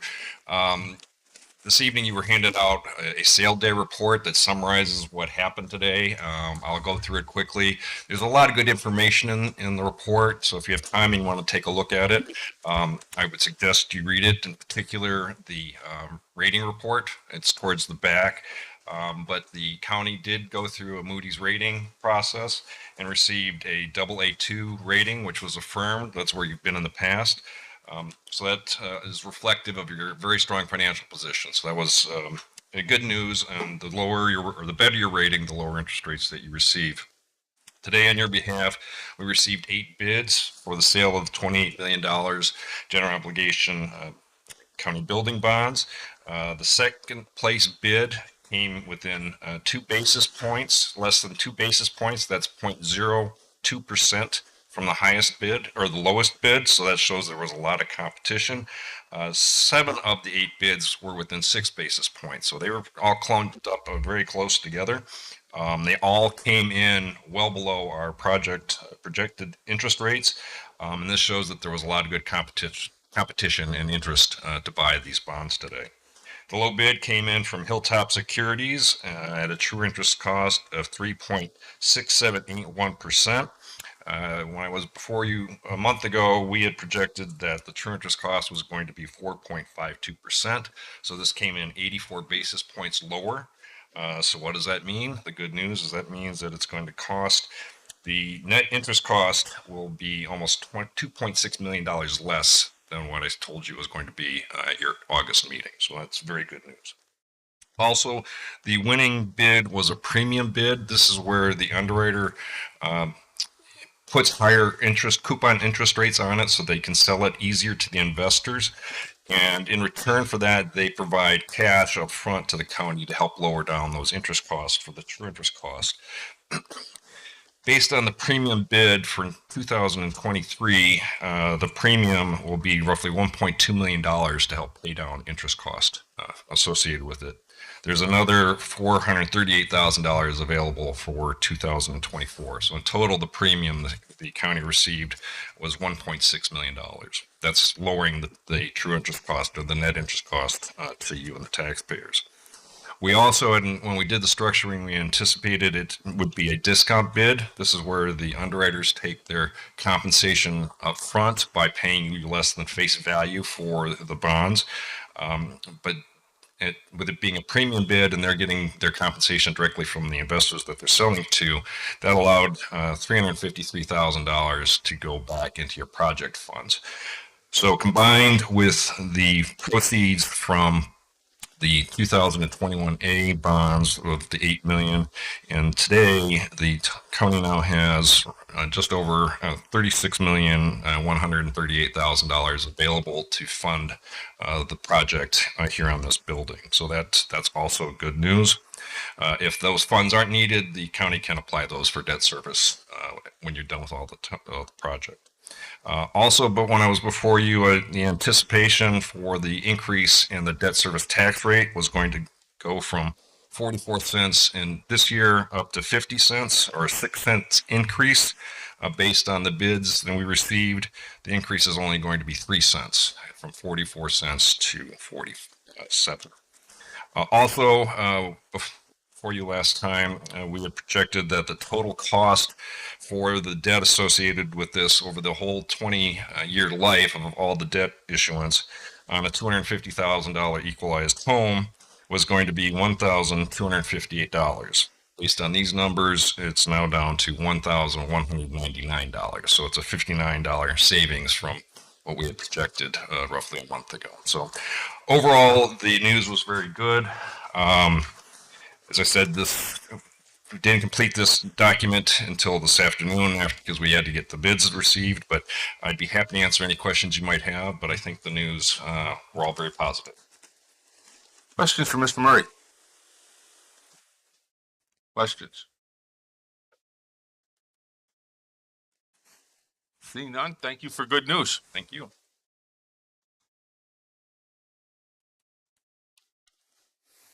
Mr. Chair, just one note to the board's awareness. This is something we discussed with the finance committee last week. One thing we also trying to look at in the current market was how do we also decrease some interest rates? So there's in going into next year is actually a lesser principal amount. And that's kind of, if you look in this orange column right here, it's showing $1 million in that principal amount. It was substantially less. It was about 100,000 actually in the initial thing. And so Joe's team worked with us based on guidance of the finance committee that we actually are we're going to pay more of that up front with the intent that we're going to drive down long-term interest rates to the county as well, saving an additional 7 figures as well with that being done. So just so you're aware, that's part of the reason some of these numbers were a little bit going to be maybe a little bit less, but all in all, you're going to still see the overall main mill rates going to drop pretty significantly as well. So that's part of the reason why I did it, because that looked at a longer savings long-term for the county as well. Thank you. Mr. Jones. I will make the motion to pass the resolution number 39, I believe it was. And according, if this is correct, I have a second already from Blaine Paulson, Supervisor Paulson. Thank you very much. Questions, discussion? We will have a roll call vote.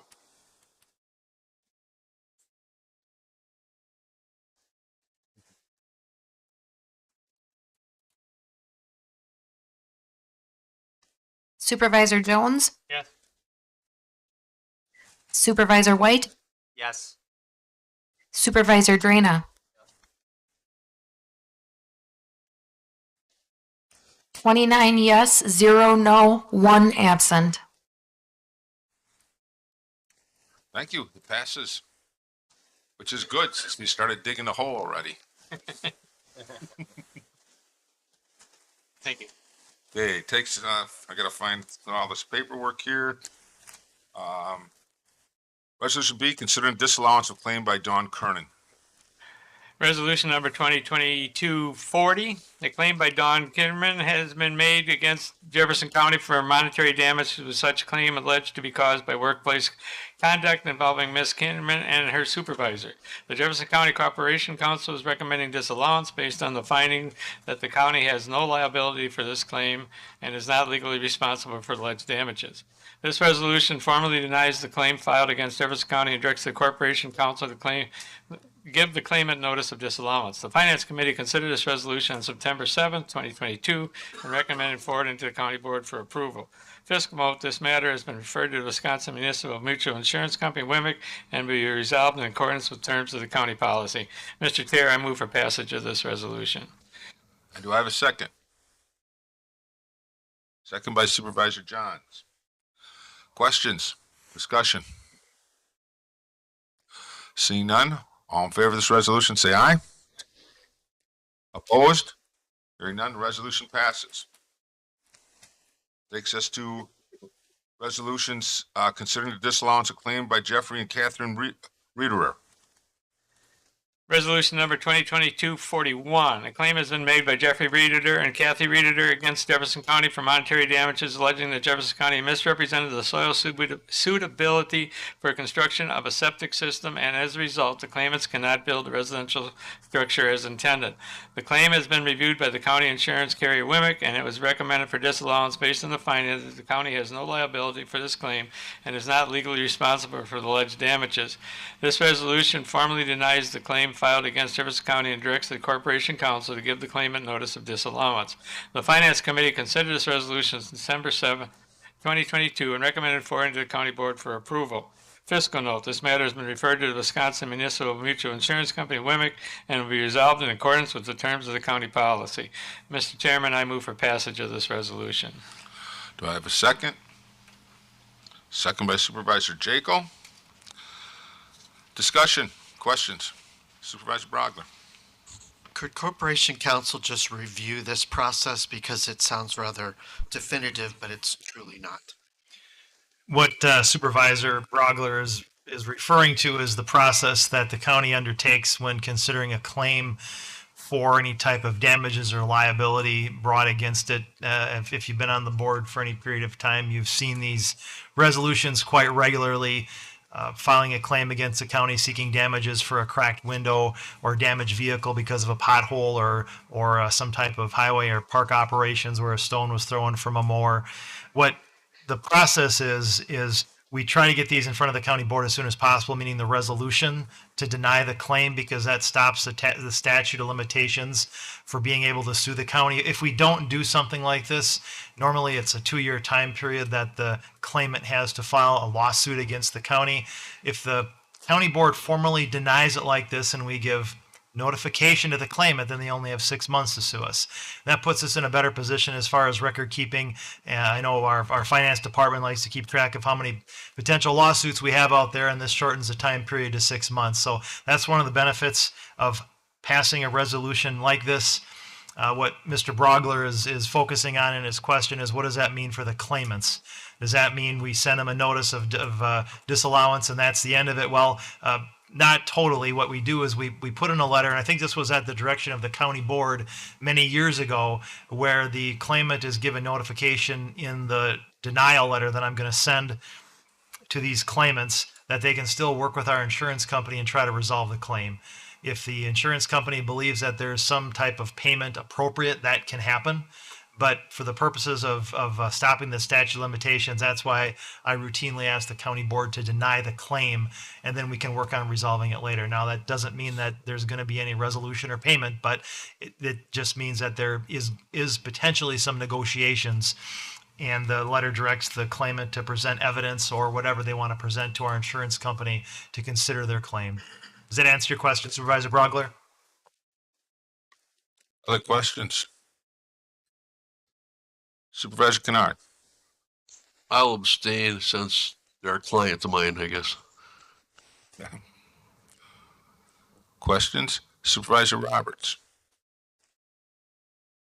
Just for clarification, was the soil testing done after they bought the property or before, or was it done on the wrong property? I just want this. It was done before the readers purchased the property, and it was done on the wrong portion of the property. At one time, it was one large parcel of property, and there was a portion of it that was suitable for a septic system. But when it was divided, the readers bought the portion without the soil that was suitable for a septic system. And why didn't they know that? Because the property was rezoned from A1 to A3, and part of the requirements to rezone from A1 to A3 is that the rezoned parcel have suitable soil for a septic system. There was a misrepresentation, or at least an error in communication, when the parcel was initially divided. So the county thought that the test that was done on the property was done on the portion that the readers purchased, but that was not the case. Thank you. Supervisor Zarling. Is this to say that it didn't perk for a conventional septic, but is a mound on the table here? Or is this? Neither. In theory, a conventional septic system, it's not suitable for that, or a mound system based on the tests that have been conducted on the property. However, there may be an option for in-depth testing, or it's called an interpretive determination, to see if the soil would actually be appropriate. The standard test to see if there was suitable soil said that it was not suitable. If someone really wants to build a septic system, they can go the extra mile and get an additional test to see if it truly is non-buildable or non-suitable for a septic system. That hasn't been done, and I think that's going to be one of the topics of conversation with the claimants as we pursue this. Matt, is there anything you want to add to what I just said? He says no. Does that answer your question, Supervisor Zarling? Supervisor Gulick. Thank you. And should this claim be denied, in your communication with the claimants, you will, or corporate counsel of the county, will clearly indicate the future steps that the claimants may take to pursue redress on this issue? Yes, all the letters that we send to claimants when it's denied by the county basically say that you can contact our insurance company. Here's your contact person. If you have any information or you'd like to talk about your claim in more detail, here's the adjuster who can work through the process. So it'll have that information when the readers get the notice from the county. Any other questions? Yeah. Supervisor Treville. Terville Heights. So just out of curiosity, have we looked at what allows that parcel to have been mislabeled? Is there any chance that there's other parcels that could be in the system that are mislabeled that way? My understanding, this was a unique circumstance. The owner who had owned the property at the time of the petition to subdivide the parcel made a representation to the county that it was suitable, and that was never verified. It was understood that his representation was that it was on the portion that the claimants purchased, but as things developed, it was determined it was on the portion that the claimants did not purchase. So it was on the wrong end of the property. There's no documentation that comes in with those kinds of zoning requests? There is documentation. Matt, I guess I'm going to have to look to you for your expertise in answering this question. Yes, there's documentation with the soil test that was submitted previously. The soil test was submitted years before the rezone occurred in 2019, 2020. In this case, the soil test was done in mid-2000s, and the plot plan was not the best, we'll say. It provides a general layout, a general location of where the soil test was conducted. It appears to be in that area. However, it was slightly north of their proposed lot. So there is documentation that's provided along with that soil test. However, in this case, the map was not clear. Supervisor Smith. Can you tell me if this has happened before and if there's something in place now that this won't happen again? I cannot. Matt would be in a better position to say that. I can say I'm not aware of this ever happening before. And Matt is indicating that that's the case. He is not aware of this ever happening before. But I think the second part of your question is there anything in place to prevent this from happening again? Is that correct? Matt, do you want to elaborate on that as far as the procedures that are in place that would prevent this from happening again? Yes, those procedures are in place. What shouldn't have happened? Corporation Counsel, do you want to answer that? Restate your question. So this should not have happened is what? Correct. Correct. It was a mistake. And was it our mistake? Well, it was a combination, in my opinion, of the landowner who represented the location of or gave a vague representation of the location of the suitable soil, but also the county as well for not confirming where that location exactly was. Had the county known exactly where the location of the suitable soil was, the property could not have been rezoned. Supervisor Gross, you were. Yes, I will abstain, but there's been different situations, even with myself personally, for the past decades. And I've told Matt that he inherited a mess, with the zoning department, and I've had discussions with Stacy, and she knows what I'm talking about too. There's number of different things that have been done through the decades that need to be corrected. All right. And, there was, since the smart growth plan, just for like myself, one minor little thing, I had like 6 different sites where I had, gravel on the plant on my farm extracted.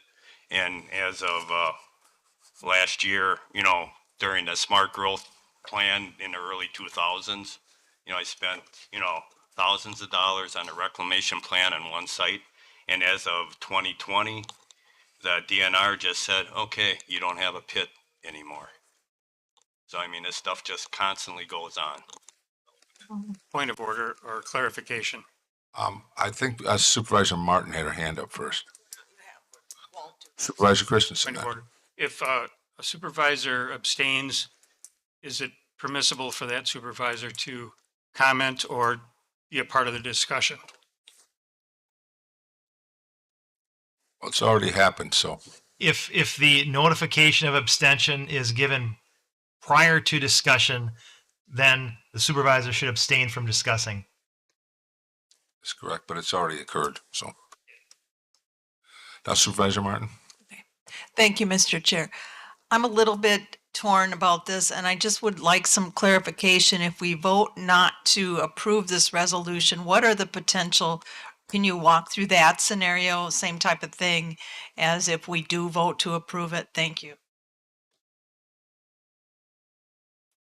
If the county board votes to not approve the claim of the reiterers for $26,100, then it'll go to our insurance company to basically the next step would be for me to send the reiterers a letter saying that your claim has been denied. Then the ball's in their court.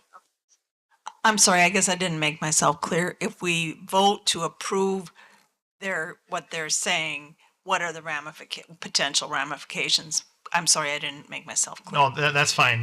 I guess if you don't approve the resolution as it's currently drafted, denying their demand for $26,100, then the county board can basically do what it wants to it as it would with any other resolution. They could table it, they could forward it to a committee, or they could simply say, we're not going to, they could amend a resolution to approve paying them $26,100. So I don't know if you're looking for the long-term consequences more politically or philosophically of, does the county want to start paying claims, or if you're looking at just this particular claim. But the county board can do anything it wants to at this point. Pay the claim, deny the claim, or table it or refer it to a committee. The reason I'm torn is it does sound like there was some, responsibility on the part of the county. So I am a little bit torn. That's why I'm asking the question. Thank you. Any other questions? Supervisor Morris. So if I understand, then the resolution is to disallow the claim. So Correct. if we all voted no, that doesn't automatically mean that we are allowing the claim, does it? That does not, no. There'd have to be an amendment to the resolution if you wanted to grant the claim, but simply not denying it doesn't mean it's approved. Correct. Right, okay, so that's what I think Nita was after there. Understood. So then again, if we vote to deny or disallow, we set in motion the process whereby this can be resolved. But if we don't vote in favor of disallowing, we slow that process down. We put ourselves at greater risk, and in some ways we put the landowners at greater risk because now they have to wait around a lot longer for us to do anything. So it's actually in their favor to set the process in motion whereby they can contact the insurance company and begin to hash it out. Isn't that? Well, what they can you're always trying to contact say? the insurance company. My opinion is that the denial of the claim is solely for the benefit of the county, to reduce the statute of limitations for the claimants to sue the county. True, but in some ways it helps them at least get the process started. Yeah, it would result in them getting a notification of me saying, here's the number, contact information for our insurance company. If you have any information that you'd like to present to them, you may do so, and then they can consider whether or not it's appropriate to pay. Because if we table it, or if we send it back to a committee, they've got to wait around longer for us to decide on what we're going to do.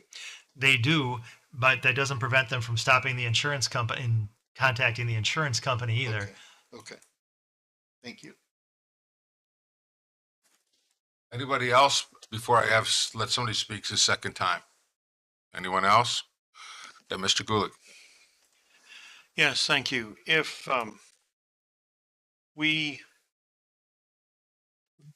in essence, vote yes, approving the denial of this claim, does redress through the insurance company expose the insurance company or the county to greater liability in that a settlement of a greater amount in damages than is being requested here? Is that a possibility?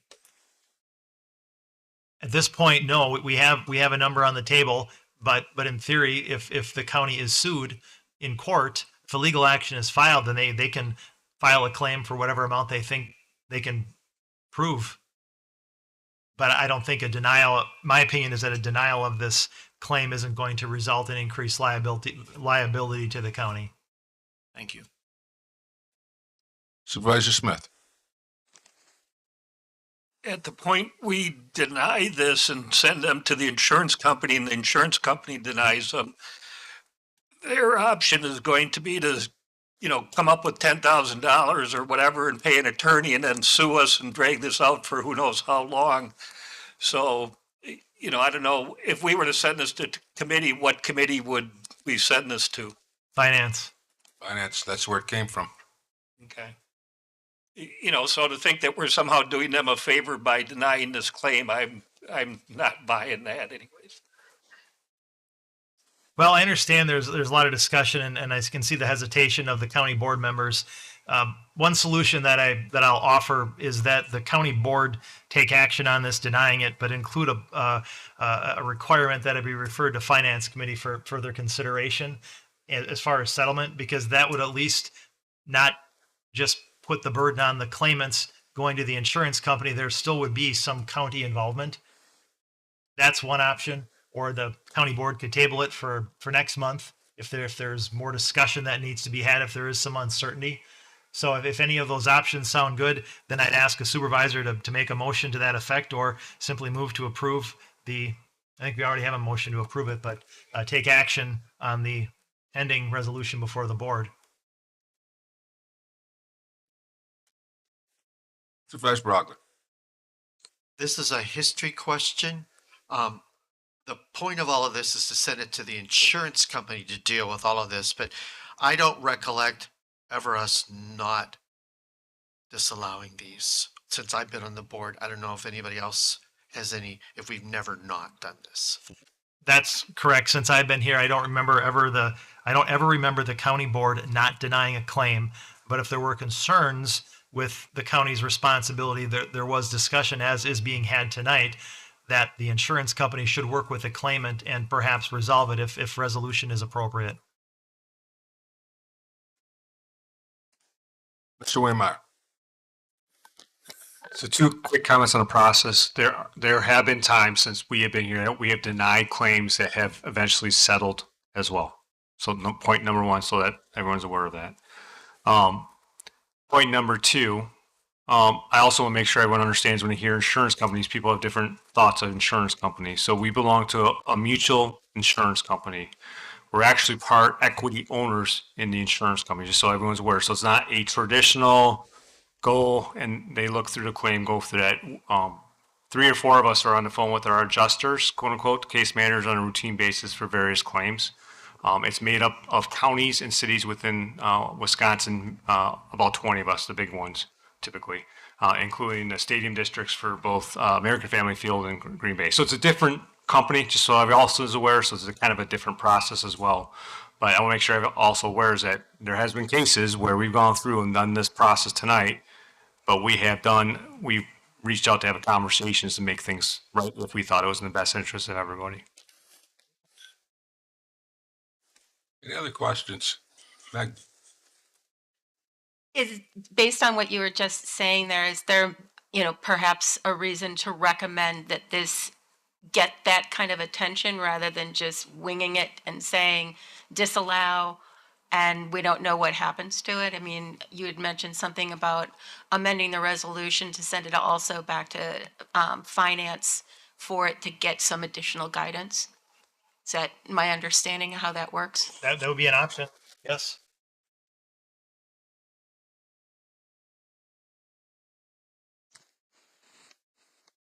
Supervisor Martin, did you have a question? I would like to make an amendment and recommend that it go back to the Finance Committee for further evaluation and consideration. Thank you. I have a second.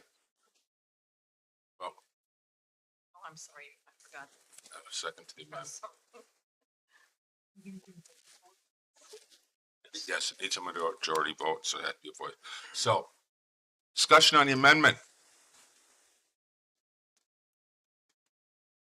Supervisor Gulick. Would it help if we put a finer point on that amendment?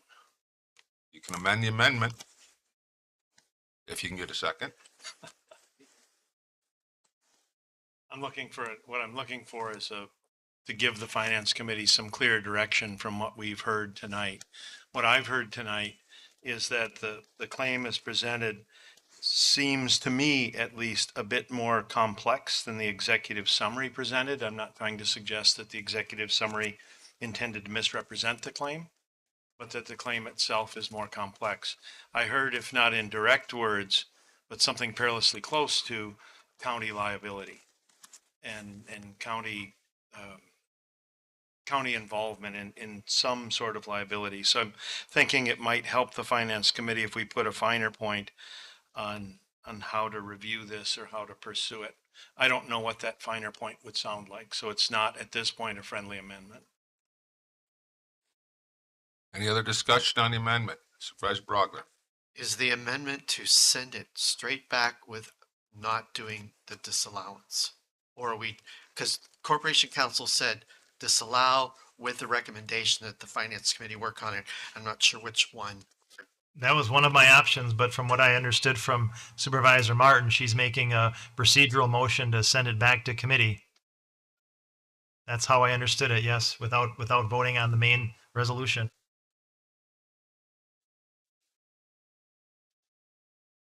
We had a second. Did I? Because I didn't. Supervisor. Okay, we had a second. Okay. Hearing no more discussion, first we'll vote on the. Supervisor Martin's right. I'm sorry, I guess I would like to go ahead and move to disallow it and then clarify for it to go back to the Finance Committee.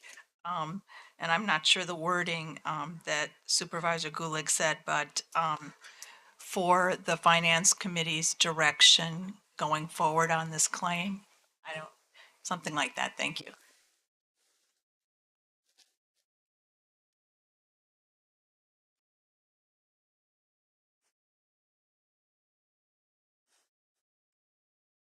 So we have an amendment that basically, from what I understand, is amend to return to the finance committee but disallow. So we're basically pushed them together. Second for that. I need to have a second for that. Supervisor Smith gives a second. Okay. All right. Any further discussion on the amendment? Supervisor Jones.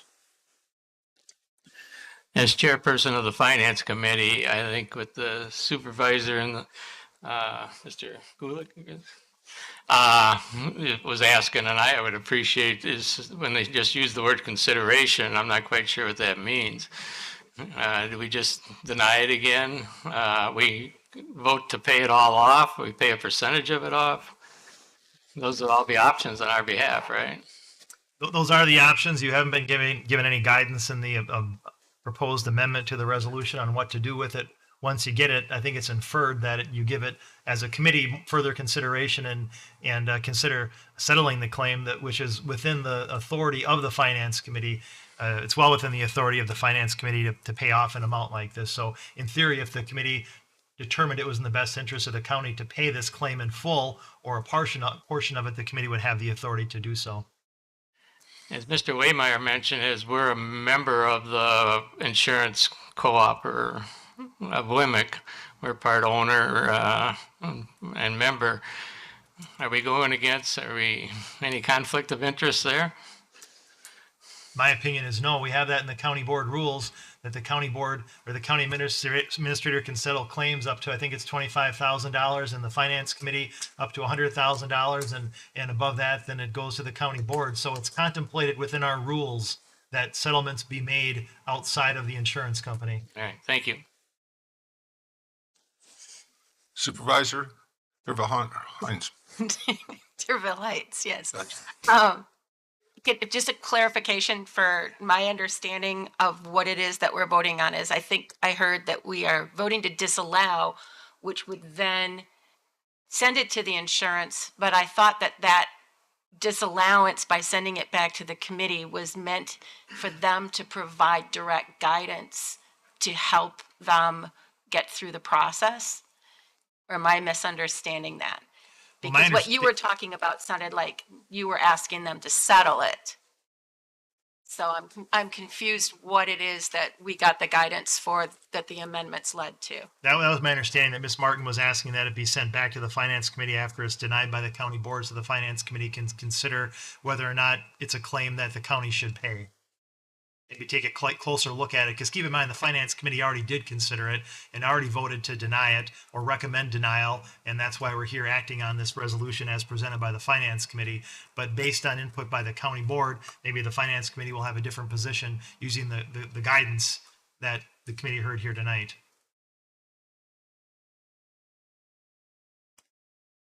Anything else? Any other discussion?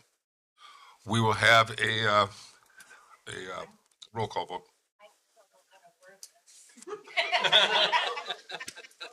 Everything we just said. Amendment? Yes, it would be.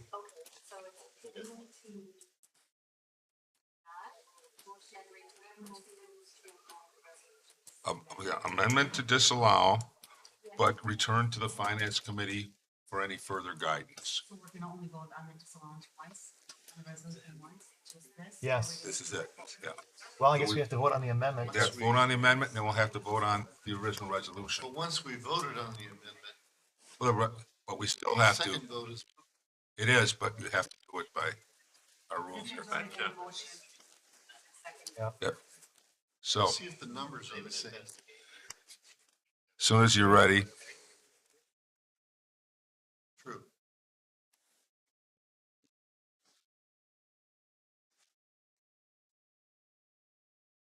Mr. Chair, Mr. Backlund. I just got a quick question. If we're denying it, can we send it back to committee? If it's already been denied, I don't quite understand. It's like a redundant, We're denying it, now we're sending it back, but how can we send something back that we denied? That is a good point, and I've thought of that as well. But I think if the county board is directing that it get closer scrutiny by the finance committee, which is the reason for it going back to the finance committee, and as long as there's specific instructions as what the job of the committee is, my opinion is that it's permissible. Basically, I see it as a county board saying, let the finance committee handle this. Mr. Waymeyer. That conversation, that can also be the finance committee giving direction to staff of how we interact with the insurance company when they interact back, then potentially with the claimant, they go that direction as well. So it could be two levels of guidance that take place. One is maybe a direct settlement conversation, if that's what the finance committee is going to ask us to do, or the other saying, giving us direction of how they would like to settle working through the insurance company back to the potential claimant.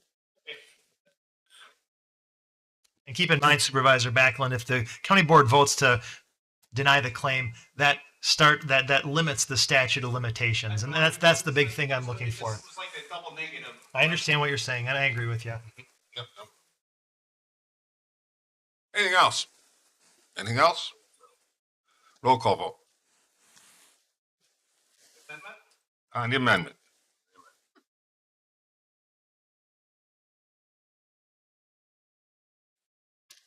Supervisor Jones? Supervisor White? No. Supervisor Drana?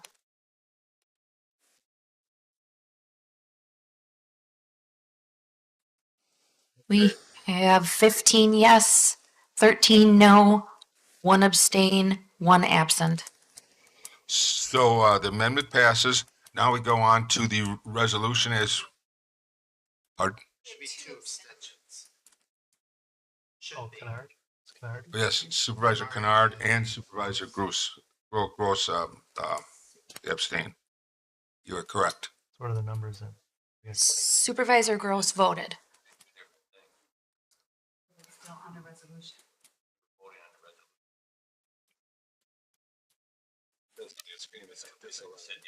We're voting on, that vote was on the amendment. But the amendment to the resolution, so if he's abstaining from the resolution, he shouldn't vote. Yep, I agree.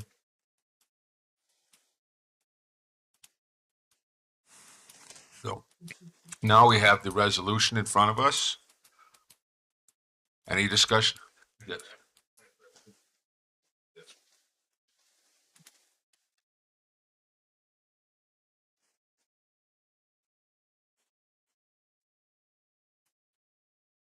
We still have 10.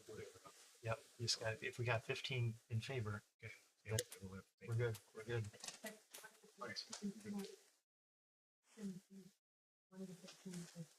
Which one? Yeah.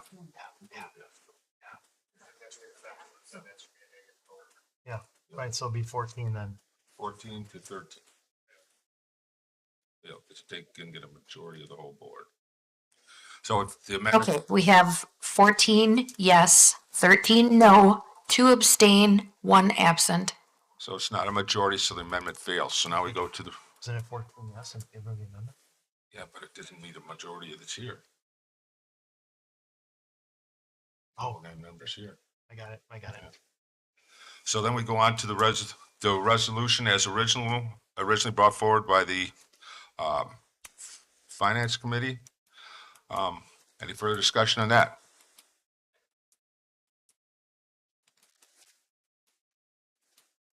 We'll take a roll call vote on that then as well. If you get the computer working there.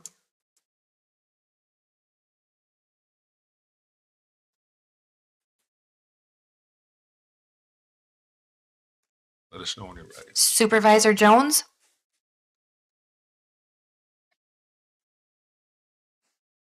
Yes, we're voting on the original resolution. Is it too late to ask for clarification? We are voting on the resolution that you brought forward.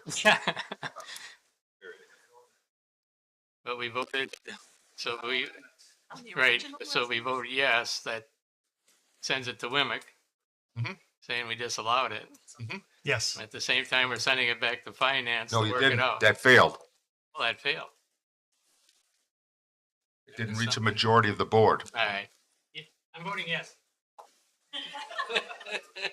Supervisor White, Yes. Supervisor Drana. Yes. We have 22 yes, 5 no, 2 abstain, 1 absent. Okay, so the resolution passes. Which moves us to Human Resources Committee, Mr. Brogler. Here, I thought the insurance one was going to be the confusing one tonight.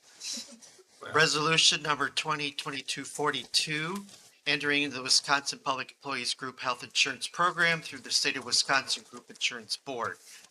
This resolution offers, it's the purple one. Sorry. Not much difference between what you have in your packet. There's 2 words different. This resolution offers the Wisconsin Public Employees Group Health Insurance Program to eligible Jefferson County employees through the program of the State of Wisconsin Group Insurance Board. It demonstrates Jefferson County agreement to the terms of the program as set forth in the Local Employers Health Insurance Standard Guidelines and Administrative Manual, ET 1144. This resolution also provides an alternative to eligible employees to obtain health insurance through the group health plan of their spouse, with the county contributing towards the plan deductible.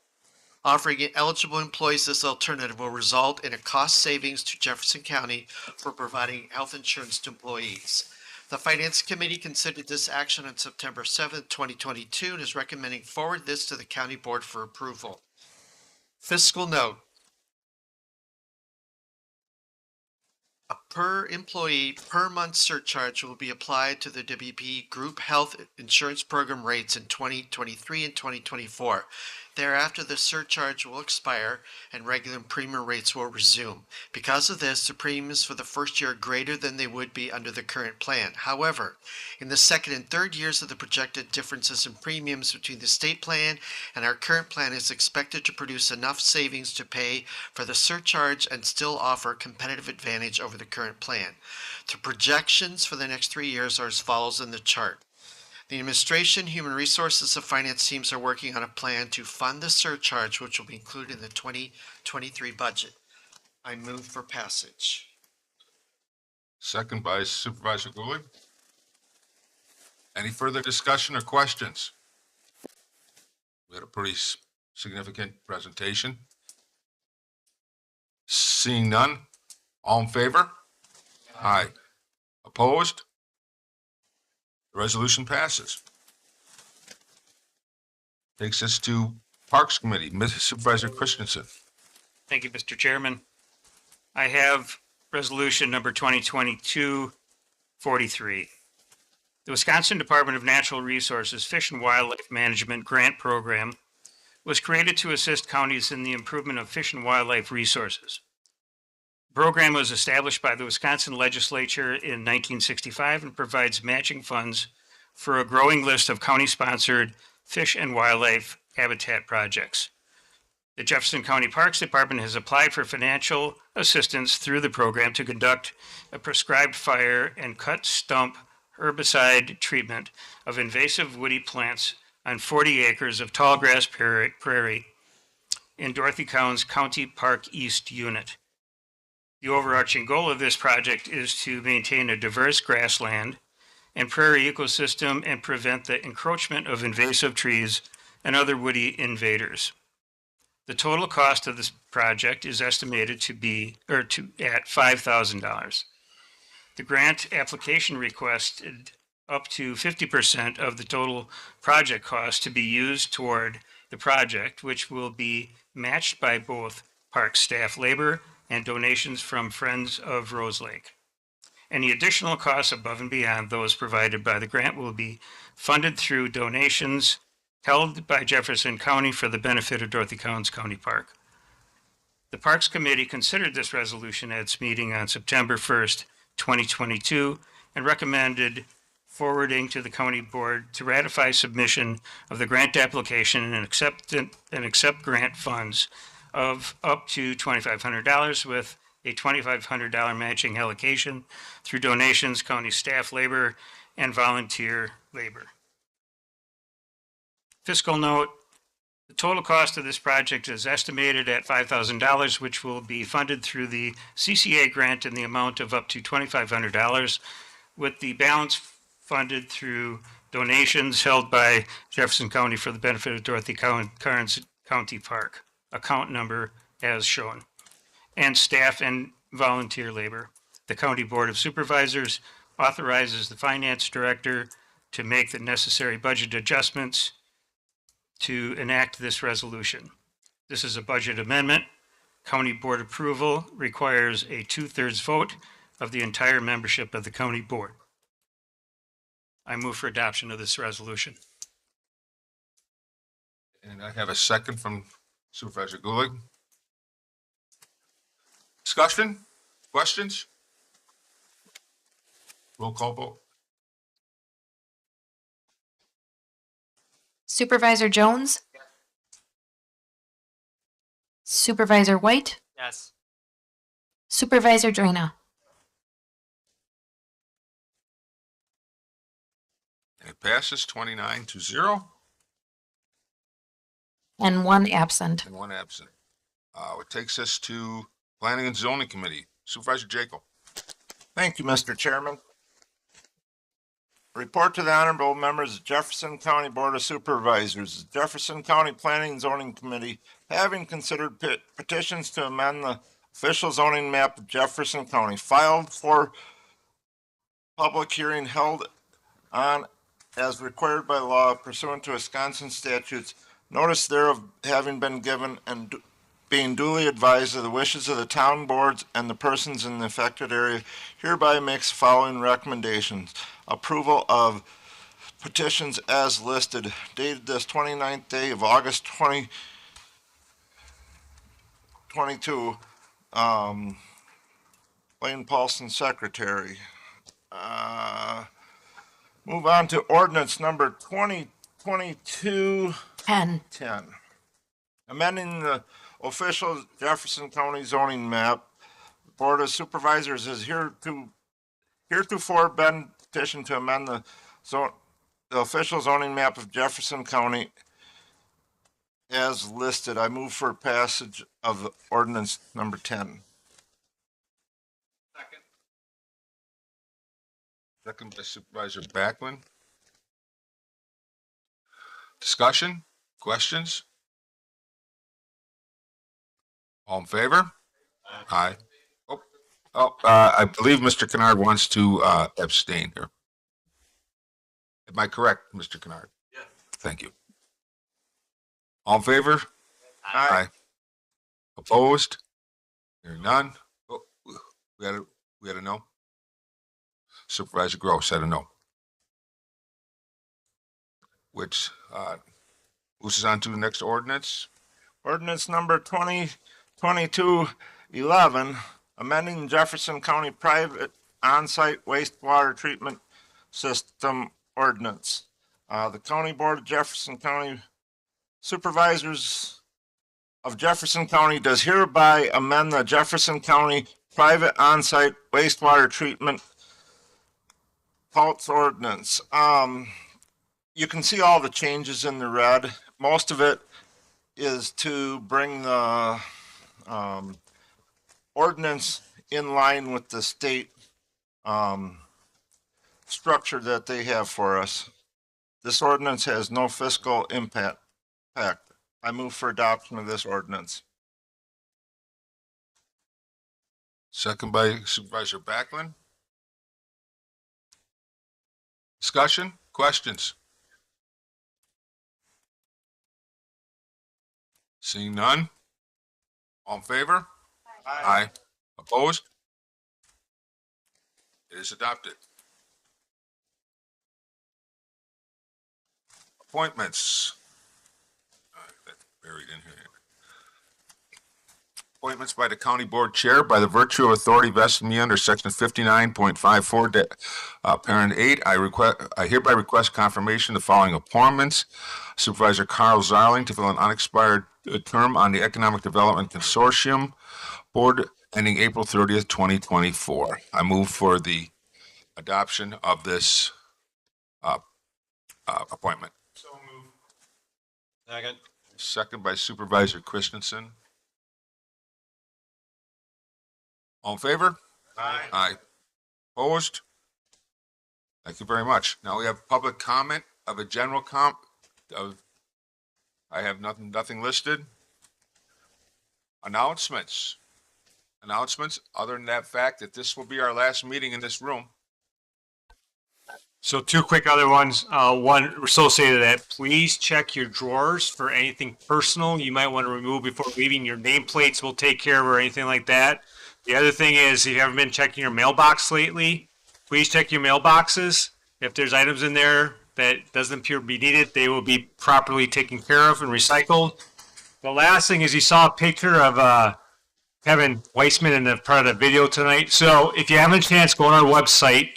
The Discover Wisconsin released our whole presentation for Ride of Jefferson County, where you get to see the different seasons, different modes of transportation to celebrate Jefferson County and our community. So take a look. It's out there on TV as well.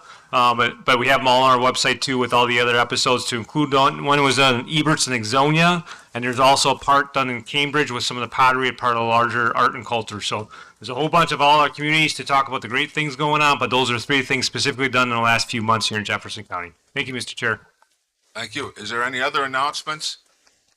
We will be moving our meetings to the Highway Department in their big room down there coming up our next meeting because this room will be demolished.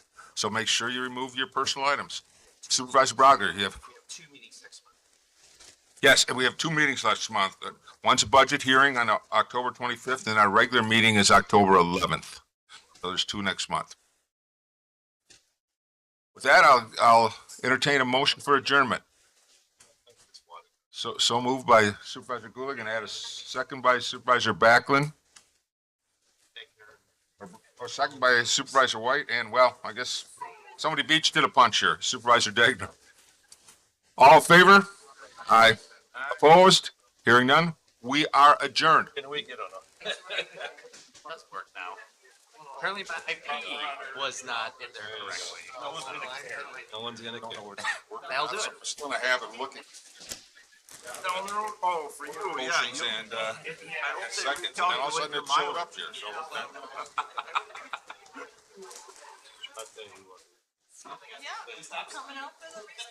I'll have to recalculate mine though, because now it's actually longer for me to go to the highway committee than it was before.